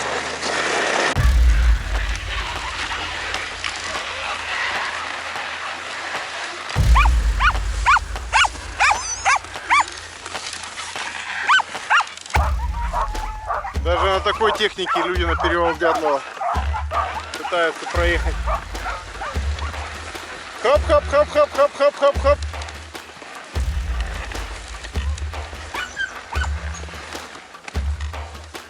Парни, короче, не знаю, докуда доехали, обратно выехать не смогли. Идем обратно с перевала. Вот сейчас, сука, начинают открывать эмоции. вышли из зоны дискомфорта. Самое главное, дискомфорт был, что там лысые нужно было, каменистые, ветром сдувают поверхности, по ним нужно было пройти. Очень сильно побился я, падал несколько раз, погнул тормоза. Сейчас идем под горку, уже по лесу начинают накрывать эмоции. Какие же славные собачки у меня, господи, какие они сильные.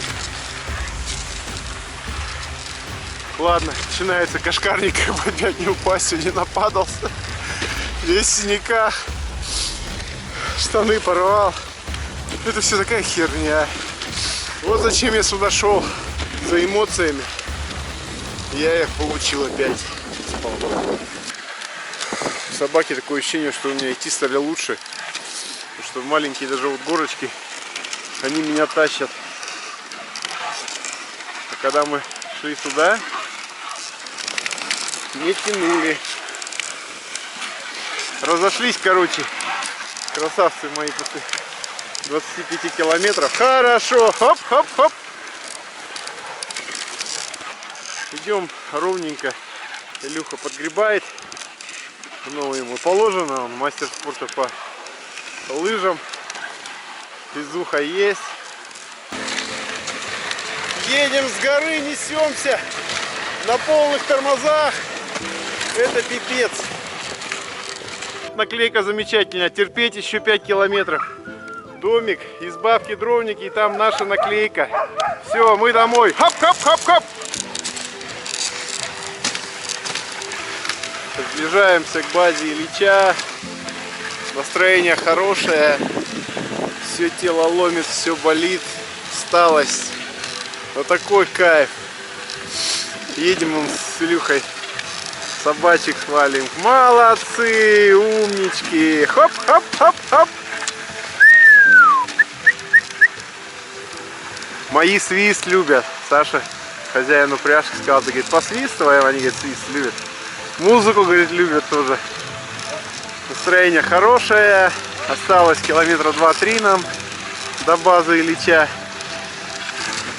Все хорошо. Серега там чуть-чуть, правда, отстал. Ну ничего, приедет, зато уже чайник будет горячий. Наконец-то главный день нашей экспедиции заканчивается. Ну, я имею в виду походная часть. Подходим к базе Ильича, уже виднеются домики. Придем, растопим печку, привяжем собак, накормим, напоим. У нас тут столько мяса и рыбы. Нам мужики местные манси, мы им попросили, они нам сделали на снегоходе сюда заброску, чтобы назад это все не везти. Будем усиленно собачек сегодня кормить. Я не знаю, килограмм по 2 они, наверное, сегодня съедят мяса, рыбы. Все. Молодцы! База Ильича легендарная. Подходим. Шли на базу с хорошим настроением, но здесь уставшие думали, сейчас собак привяжем, напоим, накормим. А тут, короче, целая толпа других туристов, снегоходчиков. Прицепы вон стоят. В общем, люди там, видимо, в доме есть. Ну, что сделаешь, это же база общая. Поэтому сейчас, может, наверное, небольшой дискомфорт будет. Не знаю, кто там внутри. Нам сейчас в первую очередь надо собак посадить на стыкаут, напоить. Какие дела. Что сегодня будет 10 или 11 туристов ночевать на снегоходах. Екатеринбургская фирма повезла их. Они там не успевали еще на перевал Дятлова. Сейчас они вернутся и будем все, короче, по оку ночевать. Вот. Чувствую 20 градусов, чувствую, будет весело. Ну что, вечером здесь зимой приехали, как я говорил, уже встали снегоходы. Мы немножко вначале расстроились, что мы тут не одни будем ночевать. Оказалось, что здесь группа организованных туристов от турфирмы. Как у вас, Лен, турфирма называется? Мотанидзе. Фирма Мотанидзе из Екатеринбурга везли туристов, и они немножко там не успевали по своему графику и остановились тоже здесь. Ребята в основном с Москвы, оказались довольно приятные люди. Вот у нас такая... Вот, значит, здесь будет ночевать около 15 человек. Ну, вот их мотокипировка. Ну, как говорится, в темноте да не в обиде. Ну все, укладываемся спать. Время уже 12 час. Хорошо посидели, пообщались, потопили баню. Здесь баня есть. Народ спать ложится. Завтра утром они уезжают, наверное, пораньше. Мы подождем, когда они уедут. В принципе, едем в одну сторону. Ну, снегоход и собаки — это разная тема. Поэтому завтра у нас наша цель — Ушма. Возвращаемся в сторону дома. Утро, подъем. Наши новые друзья, снегоходчики, собираются, заводят технику, прогревают. Там их повар сейчас приготовил завтрак. Они уезжают, и за ними вместе мы стартуем. В Ушме вот такая красота. В Ушме, говорю, на базе Ильича вот такая красота. Выпал снег, он продолжает идти. Ну, в общем, снег такой не очень сильный, поэтому все в рамках как бы все по плану. В том плане, что и если бы сильная был бы метель, много снега, то нам бы, может, тяжеловато было идти. Но я думаю, сегодня у нас проблем не возникнет, тем более, что мы пойдем по ихнему снегоходному следу. Они сейчас пройдут, там у них где-то 10 или 12 снегоходов с конями. И поэтому по накатам мы пойдем. Тем более, что сегодня у нас не такой большой пробег, 30 километров. До Ушмы дойдем. Ну и там уже, после Ушмы, уже у нас останется самая, как бы, финишная прямая, но и она достаточно такая длинная, там около 50 километров. Постоянно, я говорю, расстояния примерные, там кто знает лучше, хорошо, напишите в комментариях, как говорится, да. Но мы здесь постоянно испытываем проблему с тем, что навигаторы у нас, которые есть, Maps.me, они иногда там дорогу строят по реке, там, вернее, накат надо по реке и по лесу. Он там строит немножко больше по лесу, да, там уже километры не совпадают. У снегоходчиков, там вот турфирмы, которые здесь возят, тоже там они говорят 1 километраж, аборигены там Манси, они говорят там 3-й километраж, и постоянно там 3-5 километров, там до 10 километров расстояние не сходятся. Спали сегодня большой толпой, вот в этой избушке спали там около 15 человек. Короче, было весело, но тем не менее все были уставшие, и где-то, я думаю, около часа наконец-то все угомонились, и примерно до 7 утра все спали хорошо. Так что вот такие дела. Вот вчера шрамы, вчера я нарвался на сучину. Эта сучина воткнулась мне вот сюда, отломалась, вторая часть воткнулась мне еще кое-куда, ниже пояса. Ну, вроде бы все нормально, обошлось, все на месте. Самое главное, было очень сильно больно, вначале было непонятно, боль адская была и в груди, и там пониже. Но, в общем, даже крови не было, поэтому будут, я думаю, синяки. Вот дырка, шрам. Ну, а в остальном все болит тело, потому что вчера очень много падал. Ночью лежал, думал, это, конечно, очень круто, классно, что мы это сделали. И я за себя, конечно, очень сильно рад, потому что, не имея опыта походов на собачьей упряжке, сразу сделать такой. Спасибо парням, конечно, за терпение. Спасибо Саше, который дал мне упряжку. Так что, ну, мы еще до дома не дошли. В общем, это все как в альпинизме, что на вершину достигли, хорошо все, эмоции, но надо еще спуститься. Вот у нас еще, нам надо спуститься, доехать до дома, где у нас стоят машины, до Лежая. Ну, все, сейчас собираемся, ребята, вот туристы и компания, которая их возит, вот они из Екатеринбурга. Фирма хорошая, но больше всех нам понравилась Лена, повар, которая с ними едет. Такая хорошая девушка. И вчера и наготовила, и нас накормила, и всех накормила. Так что, кто будет, соберется путешествовать по Северному Уралу, если екатеринбургская компания Мотониза, то у них все на уровне. Ну и туристы у них тоже, ребята, все как на подбор. Веселые. все, они сейчас вот заводятся и уезжают. После них будем мы стартовать. Скажи что-нибудь в камеру, отважная девушка. Одни мужики, вот девушка первый раз на снегоходе в таком путешествии. Сама едет на такой вот мощной машине. Скажи чуть пару слов. Ну, я могу сказать, что не нужно бояться, нужно рисковать и ехать. За тот опыт, который получаешь, и людей, которых встречаешь, бесценно. Представься. Татьяна, Москва. Татьяна из Москвы, вот такая отважная девушка.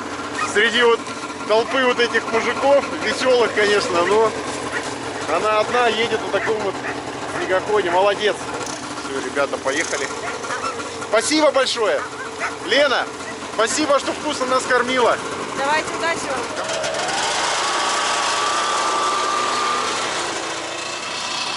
Вот такая отважная девчонка. Вообще умница. Все, мы ждем собираться. Уже скоро стартовать будем.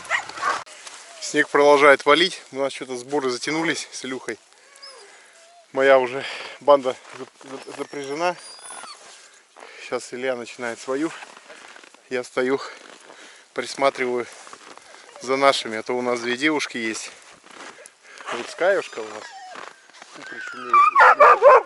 Красавица. И вот Пулечка, вот, очень активная девушка, очень работящая, но, блин, упряжь грызет. Наконец-то вышли с базы Ильича, блин. Господи, так долго собирались. Снег валит хлопьями. Остановились, Илюха там своих поправляет, что-то они там у него идут так себе, что-то там воду кто-то мутит. А на моих посмотрите, а, волкодавы. Смотрите, как они рвут. Как будто они вчера на перевал Дятлова мою тушу не таскали. А? Парни? Вот смотри. Красавцы. Вот это собачки. Стая. Моя стая. Ой, как на тормозах держу. Прошли где-то первую пятерку. У собак моих дури столько. Постоянно еду на тормозах. Еще усугубляется это тем, что мы по льду идем. Смотрите, какие тормоза после вчерашнего гнутые. Вчерашнего перевала, а камни позагибал. Идем по реке Лозева, стали появляться наледи. Когда мы шли сюда, морозы были ночью за 40. Наледи все позамерзали. Вот. Сейчас где-то 20 градусов и вода стала проступать. Это, конечно, для лапок, для наших не очень хорошо. Но пока все нормально, вроде ни у кого проблем с лапами нету.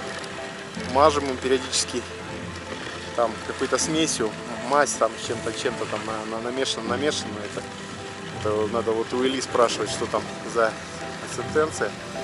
Единственное, что когда сюда шли, пару собак облет, немножко ноги, лапки порезали. Вот. Ну, вроде бы сейчас уже ничего не кровоточит ни у кого. К сожалению, у нас нету тапочек, вот так называемых. Можно было бы, конечно, им одевать, у кого лапы больные. Ну, ничего, вроде бы, даже после вчерашнего перевала собаки все прекрасно чувствуют себя, по крайней мере, у меня. Илюха тоже говорит, что у него нормально.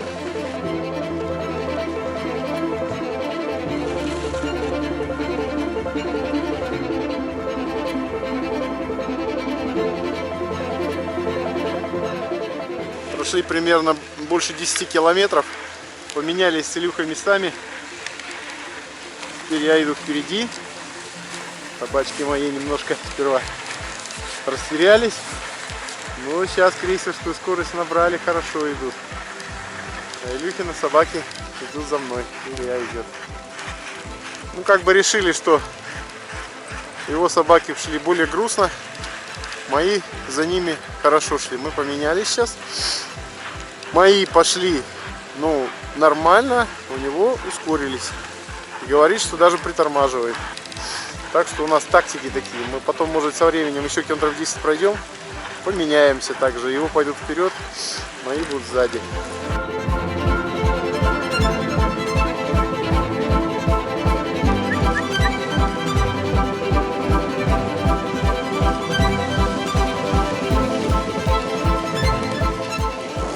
Иногда и так едем, многие устают стоять. Сядешь так на корточки, бывало, сопли текут, камеру включишь, а сказать нечего. Кроме как дорога, природа и собачки. Женя, привет! Ты куда поехал? На праздник, как говорили. А там наш не пришел еще? Он километров 5. А мы Дальше у там. тебя там не поселимся? Ну я ключи оставил. Хорошо, мы на сутки завтра уйдем. И Тут денежку... товарищ говорит, что вы типа останетесь на 2 дня. Да? Ну, ладно, решим. День-два-то. А ты когда вернешься? Уже не скоро? Через дней 5, наверное. Ну мы деньги положим там же тогда. Или как? А нет, вы, наверное, сейчас это. Считайте, я там заказ просто небольшой тоже сделаю. Там недалеко магазин. И, короче, вот такая штука ваша. Осталось, да? На речке я нашел. А, да, это оторвалось. Хорошо. Я ее, короче, в гвоздик положил на водительское тоже сиденье. Хорошо. Договорились. Ну все тогда. Спасибо. Мы там также порядок наведем, все. Все хорошо, нормально, все оставили за собой порядок. Нормально. Вот такие они, сами видели. Женя это хозяин гостевого дома, где мы ушами останавливаться будем. Они поехали на праздник в сторону Ханты-Мансийска. Хоп-хоп-хоп-хоп-хоп-хоп! Мимо! Мимо! Возьми первых собак, а чуть-чуть дерни. Жень, первых собак чуть-чуть протащи. Они не укусят ничего. Белые веревочки у них, белые. Ага. Хоп-хоп-хоп-хоп-хоп! Мимо! Хоп-хоп-хоп-хоп-хоп-хоп! Хоп-хоп-хоп! До свидания, спасибо! С праздником! Хоп-хоп-хоп! Спасибо, Жень, все. Идем мимо такой красоты. Сказка. А летом тут, наверное, как хорошо. Сплавляться. Такая вот красота. Деревья растут практически на скалах, да? Там сейчас будем останавливаться, будет пещеры. Планируем там остановиться, чтобы собачки отдохнули, а я поснимаю пещеры и мы попьем чай. Чайканем, чайканем, как говорят на Камчатке.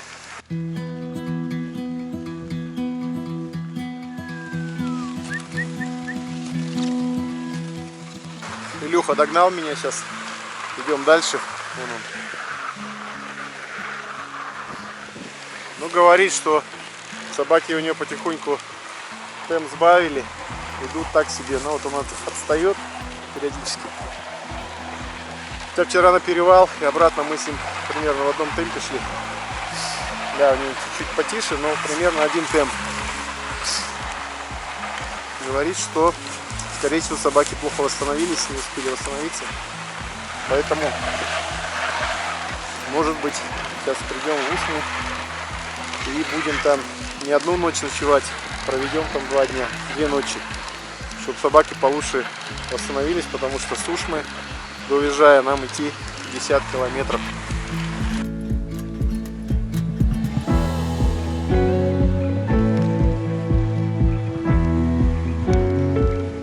Илюшка там в очередной раз подостал. Остановились, общаясь со своей бандой. Ну что, глажу им, лапки им разминаю. И думаю, господи, откуда же у вас столько силы? Как же вы меня... Ой, как же вы меня вчера, затащили. Еду, прикалываюсь над ними. Они, конечно, уже все свои... Постепенно я уже изучаю их, там повадки все, привычки. И вот вторая справа, он в синей шлейке, это Пуля. И вот я с ней разговариваю. Пулечка, умничка, девочка. Оп, поворачивается. Опять. Пулечка, девочка, умничка. Потом молчу. Она опять головой сейчас еще манипулирует. Опять такая. И все оборачивается, смотрит на меня. Ласковая такая, ласку любит. В то же время работящая. Все норовит на галоп перейти. Вот она, вот она.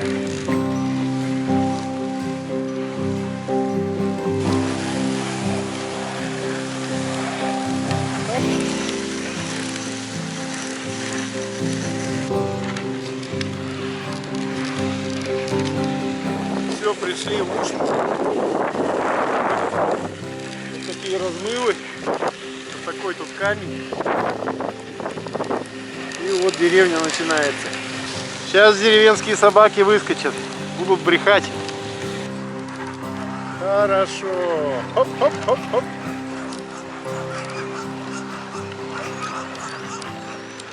по этим собакам скажешь, что они 30 километров прошли, а? Я поражаюсь им. Они, блин, прыгают, вон орут, бежат, еще бежать хотят. Да? Где, вожак? Вожак, что ты скачешь? А? Опять еще бежать хочешь? Вы же 30 километров прошли. Ну что, разместили собак. Затопили печку. Ну, как всегда. Просто так же ничего не бывает. Женя, хозяин дома, нам все отдал, ключи. Предупредил, где что лежит. Но не сказал, где у него аккумулятор стоит. Вот так как здесь света нет, и у него светодиодное освещение от аккумулятора. Аккумулятора мы найти не можем. Домики, которые стоят рядом, в том особенно, по-моему. Так-то они все на праздник уехали, кто-то там есть. Никто не открывает. Сейчас, короче, Илюха пошел в тот берег, еще там к одним манси, которые могут что-то там, может быть, у них там что-нибудь покушать купим. Ну, они хлеб пекут, самое. У нас хлеб почти нету. Есть, еда-то есть, для собачек вообще много мяса, всего. Ну, в общем, Илюха пошел в разведку, а я дрова рублю. Илюха, ну что, добыл аккумулятор? Я же всем уже все рассказал. Говорю, дипломатическая миссия, аккумулятор дали, и заряженный, и хлебушек. О, и завтра еще хлеба. Завтра будет свежего 4. Это заморожено, сейчас его разморозим, говорят, тоже вообще, вкусный. Давай, Илюха, иди к нам чайку попей, там уже вскипело. Красота, жизнь налаживается.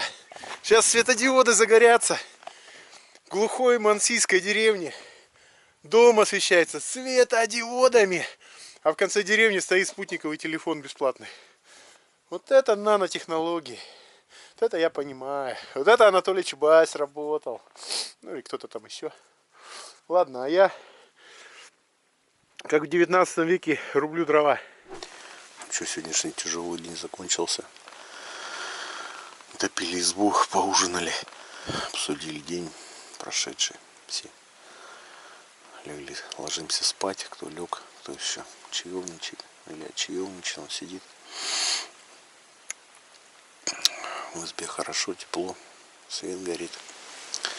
По сравнению, как мы прошлую ночь провели, тут вообще полулюкс. Главное, самое главное, все позади. Завтра находимся здесь, в Ушме. Собачки отдыхают, набираются сил, усиленное питание. Завтра тоже какими-то делами будем заниматься. Побриться можно, завтра попробовать. Может, найдем баню. Хлеба нам обещали испечь женщины местные. В общем, такие дела. Сил осталось немного. Завтра продолжим рассказ про наши приключения. Спокойной ночи. Проснулись утром. Ночью валил снег. Снега нет. Собачки спят. Вечером их накормили до отвала. Вожачок. Даже не хочешь морду высовывать. Разговаривать со мной не хочешь. А, вожачок. Вожачок. Ну ты наглый. Даже когда в упряжке хвалишь его или еще что-то. Он даже может отвернуться просто и стоять. Голову не поворачивать. Но что касается работы, он всегда первый. Прет как танк. И вчера они тут, другие ребята, начали, лидеры, косячить. Поставили его вперед. И он пер вообще как надо. Думаем, что наши-то все это возбудились. Уже все утро, уже за утро несколько раз уже перекличку делали. А тут вот такой провокатор ходит. Хороший. А? Местный. Мансийский. Че ты ходишь их дразнишь? Думаешь, тебе тут кусочек мяса перепадет? А? Этот смелый? Или смелый, или еще не пуганный? А тот второй, он возле домика сидит, не подходит. Пошли с Ильей за водой, за хлебом. Сейчас с топором прорубь вырубим для воды на реке. И потом еще с хлебом сходим. Баньки стоят, дрова. Тоже какая-то жизнь есть.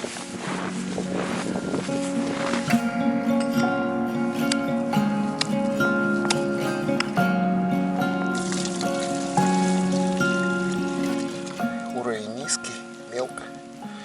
Но вода чистейшая и вкусная очень. Ну и одно и другое. Хорошо быть этим оператором. Блатная должность. Илюха говорит, давай одно ведро возьму. Не, говорит, я оба ведра возьму. И бери топор, сумку и снимай. Пришли опять к оплоту цивилизации, к спутниковому телефону в селе. Звоним Саше, его компаньону, напарнику и хозяину стаи, упряжки, на которой я иду. 100% знали, что Саня переживает, как мы, что. Вот решили позвонить, доложиться, что все нормально, что все хорошо у нас по плану, что все собачки живы-здоровы. Я тоже хочу пару слов сказать, поблагодарить его. Вот, хочу показать, что интересно здесь. Ну, по мне так, я так как увидел вот эти вот домики, здесь несколько штук таких в деревне, что это как лабасы, ну, как делают, поднимают, как чулан, и от зверя, чтобы звери не могли растащить. Ну, Илюха другую версию сказал, что это коптильня. Ну, спорить не буду, может, это и коптильня, но по мне, так это просто такой чуланчик, который поднят над землей, чтобы зверье не жрало. Дает температура рабочая от минус 40 до плюс 85. Серьезные панели. Хороший, да? Так установка.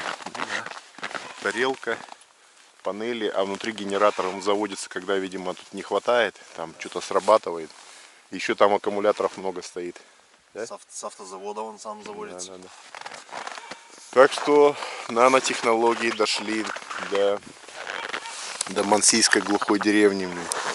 Хоть что-то, дошло до людей. Я прикалываюсь, конечно, я просто так редко что-то видишь такое действительно современное среди вот этого уклада жизни, которым люди, мне кажется, жили 50 лет назад, 100 лет назад. Кроме снегоходов, у них, по-моему, вообще ничего не поменялось. Ну вот еще сайдинг поменьше дует, наверное, в домах. Короче, восстанавливаем собак. Илюха сейчас показывает, как массаж собакам делать, восстанавливающий. Да. Сейчас делаем массаж вдоль мышц, потому что нам не надо, чтобы мышечный тонус снимался, но при этом надо, чтобы мышца была размята. Когда придем домой, тогда уже будет маленько другой массаж. Сейчас просто насыщаем мышцы кровью, кислородом. Закисление, да, убираем? Да. Молочную кислоту разбиваем, которая доставляет болевой эффект. Делаем растяжечку, тянем вперед, чуть-чуть, аккуратненько вперед, назад, шаг, вперед. Маша кайфует, глазки закатывает.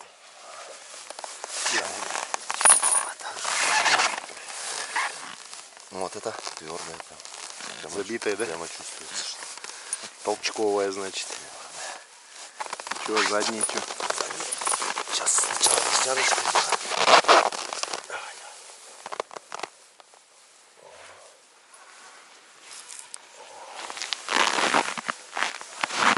Остальные ждут тоже своего массажа. Маршалок, ожил? Ожил? Ты.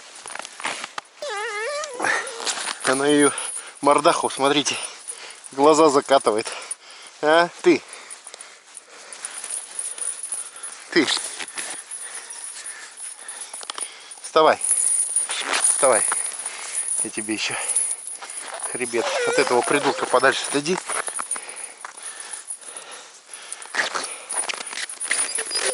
Это что за лицо такое? Это что за пули на лицо? Это что за пули на лицо? Ну вот так вот, короче.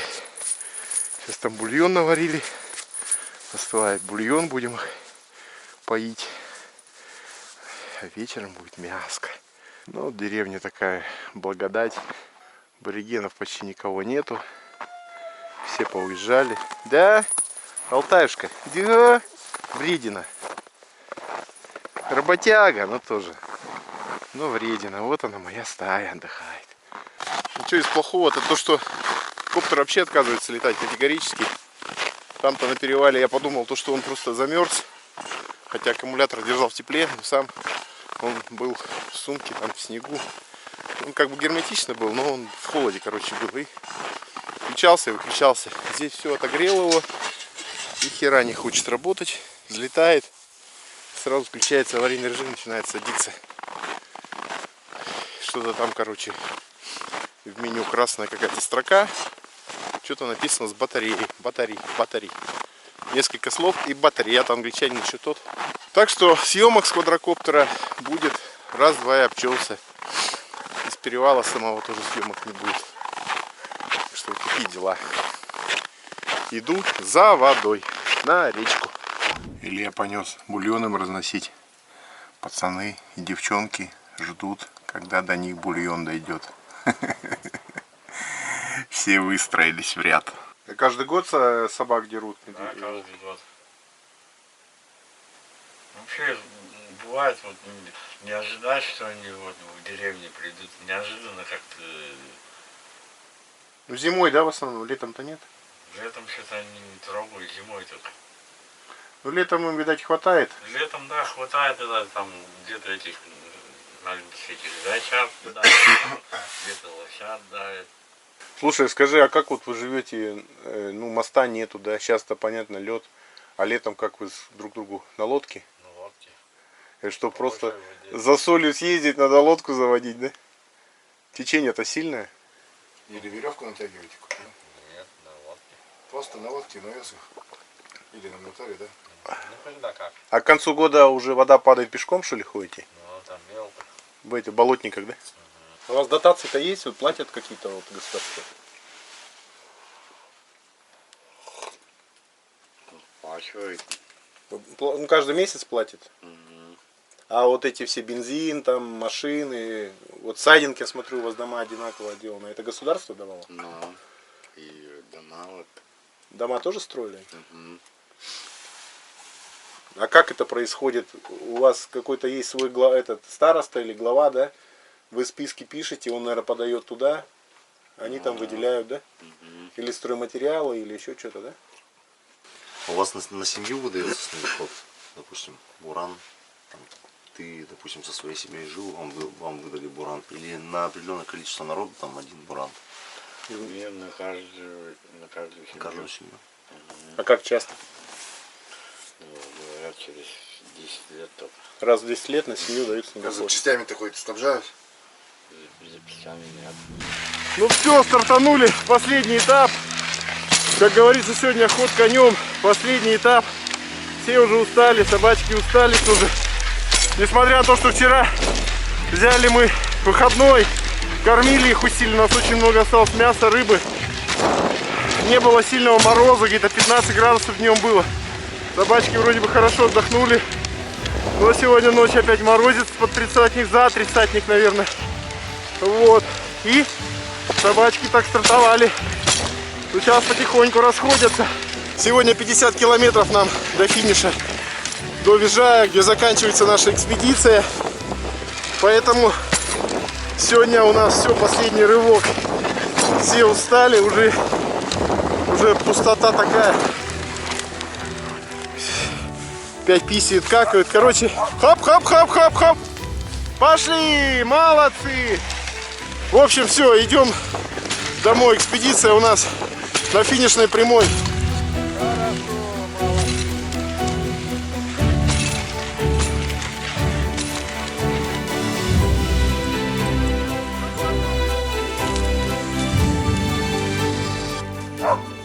Вот так вот на узкой дороге, когда с местными встречаешься, мужичок Манси едет на буранчике с санями. Разъезжаемся.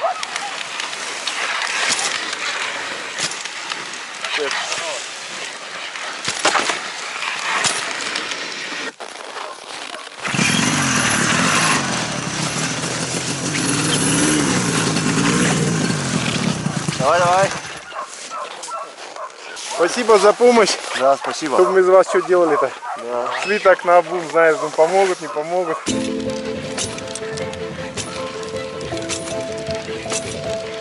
разгоняемся. Иду на тормозах. Иначе будет полная жопа. Опа! Умнички. Торможу.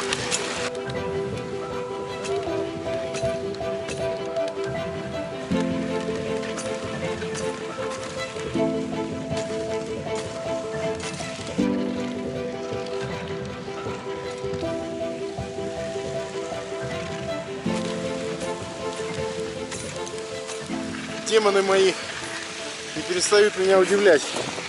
Прошли где-то уже 30-ку. У них энергия не заканчивается. Дури столько. С одной стороны это хорошо. Тянут. Все отлично. С другой стороны, сейчас остановились. Я там поправлял своих собак. Стояли минут 5. Они уже орут, лают, прыгают. И Скай. Есть девушка у нас такая, которая перегрызла упряжь. То есть, а грызут они от того, что им энергии нет, выдевать вредничают. То есть, когда они уставшие, уже все спокойные, им уже не до грызения, они ложатся там, сидят, лежат. Вот представьте, 30-ку прошли, прыгают, скачут, лают, еще и грызут упряжь. Хотя вот последние пару дней действительно они были подуставшие. Имеется, вчера день отдыха был, позавчера. Перевал и перед перевалом бить. Ничего не грызли, успокоились. Я вначале тоже грызли. Вот так вот. Откуда столько сил? Я не понимаю. Ехали, смотрим. На снегоходе два мужичка наяривают. Ну что-то подошли, живо интересуются. Чего, куда? Здорово. Че, куда попёрлись? На пупы. Ну и так просто отдохнуть нормально, хорошо. Хорошее желание, мы тоже хорошо отдохнули. Да мы как посмотрели, что сюда туристы стоят по 100 тысяч на человека, плюнули и проще, взяли 2 снегохода, решили взять. Один взяли, один старенький был у девушки, нормальный, короче, 92-го года Polaris. А второй 500 кубов в Перми купили, и там, короче, он присадками, понял, сделал, да, то есть приехали, начали на нем ездить, и у него компрессия упала до 4 атмосфер такая стоит. Ну, молодцы, что. Ну, то есть на собаках дороже получается ездить, чем на скотчерах. Да, это атмосфера. Что значит дороже? Ну, блин, Знаешь, сколько геморроя килограмм мяса. ездить? Их же надо еще подготовить, тренировать, кормить. Они же как дети. Целая свара. У вас японский буран, скажем так. Не японский. А? Полярис, американский. А, американец? 92-го года. Понял. Простой как бензопила. Ну, молитесь на него, чтобы он не сломался. Там у Мансей только бураны, они вам ничем не помогут. Не, у нас палатка, если что, нормально. Ладно, парни, извините, Добро. мы поедем. Конечно, У нас собаки не Должно повезти, вот если так приедете, должен перевал открытый быть. Сейчас-то погода уже нормально. Погода безветренная, нам повезло, вообще шикардосные виды. Давайте, удачи. Взяли старый, купили снегоход. Говорит, нафиг нам 100 тысяч платить. Мы так купили старый снегоход и едем. Красавчики.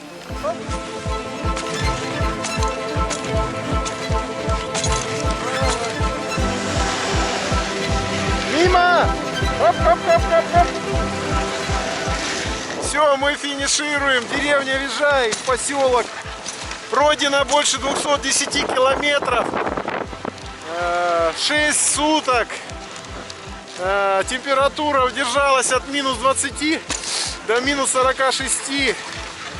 У нас, за исключением небольших ссадин, синяков, небольших обморожений, все отлично. Мы живы-здоровы. Собачки наши все бегут своим ходом, все живы-здоровы. За исключением у некоторых собачек лапки немножко плохо себя чувствуют. Но они, как видите, бегут все. Все. Мы заканчиваем наше большое приключение. Вот наш домик, в котором мы сейчас будем останавливаться. Ура! Серега, мы это сделали! Серега уже пришел снимать. Хоп-хоп-хоп-хоп-хоп! Хоп-хоп-хоп-хоп! Вон стоит моя машинка. Ждет нас. Сейчас мы размещаем собак и будем отдыхать немножко. И поедем домой.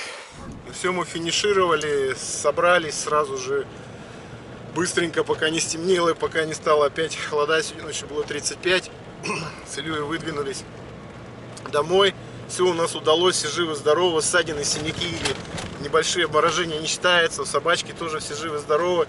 Там у нескольких собачек немножко лапки, там, как это называется, там, подбиты, но это ничего, они там все сейчас залижут.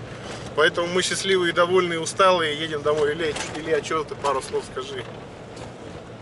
Да, самое главное, сегодня переживал, ходил, у меня на самом деле у ведущей собачки были подзабиты лапы, вчера очень плохо ходила, я прямо сильно переживал эту ночь.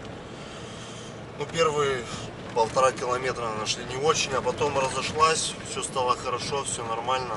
Ну и как-то настроение сразу повысилось, и погода подфартила. Я считаю, что все удалось, Да. задуманное. А ты вот мне говорил, что ты на следующий год еще собираешься кое-куда. Ты что, будешь про это говорить вслух?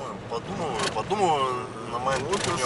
Следующий, он подумает о моем популяре, а я вот шел на этих волшебных собаках, которые вот напарник Ильи, Саша, мне предоставил свою упряжку и думал, а я бы на такой собаке, наверное, и в Берингию бы рванул. Вот. Ну, это, конечно, так, мечты. А вот Илюха, он это вот мечтает, на мой популяр рвануть на собаках. Так что еще не отошли от этого путешествия, уже едем и думаем, мечтаем, строим планы. Так что все, всем спасибо за поддержку. У нас все получилось. Всем пока. Подписывайтесь на канал Альберта. Да, ну, естественно, ставьте лайки и подписывайтесь. Будет много интересного. Всем пока. Всем пока.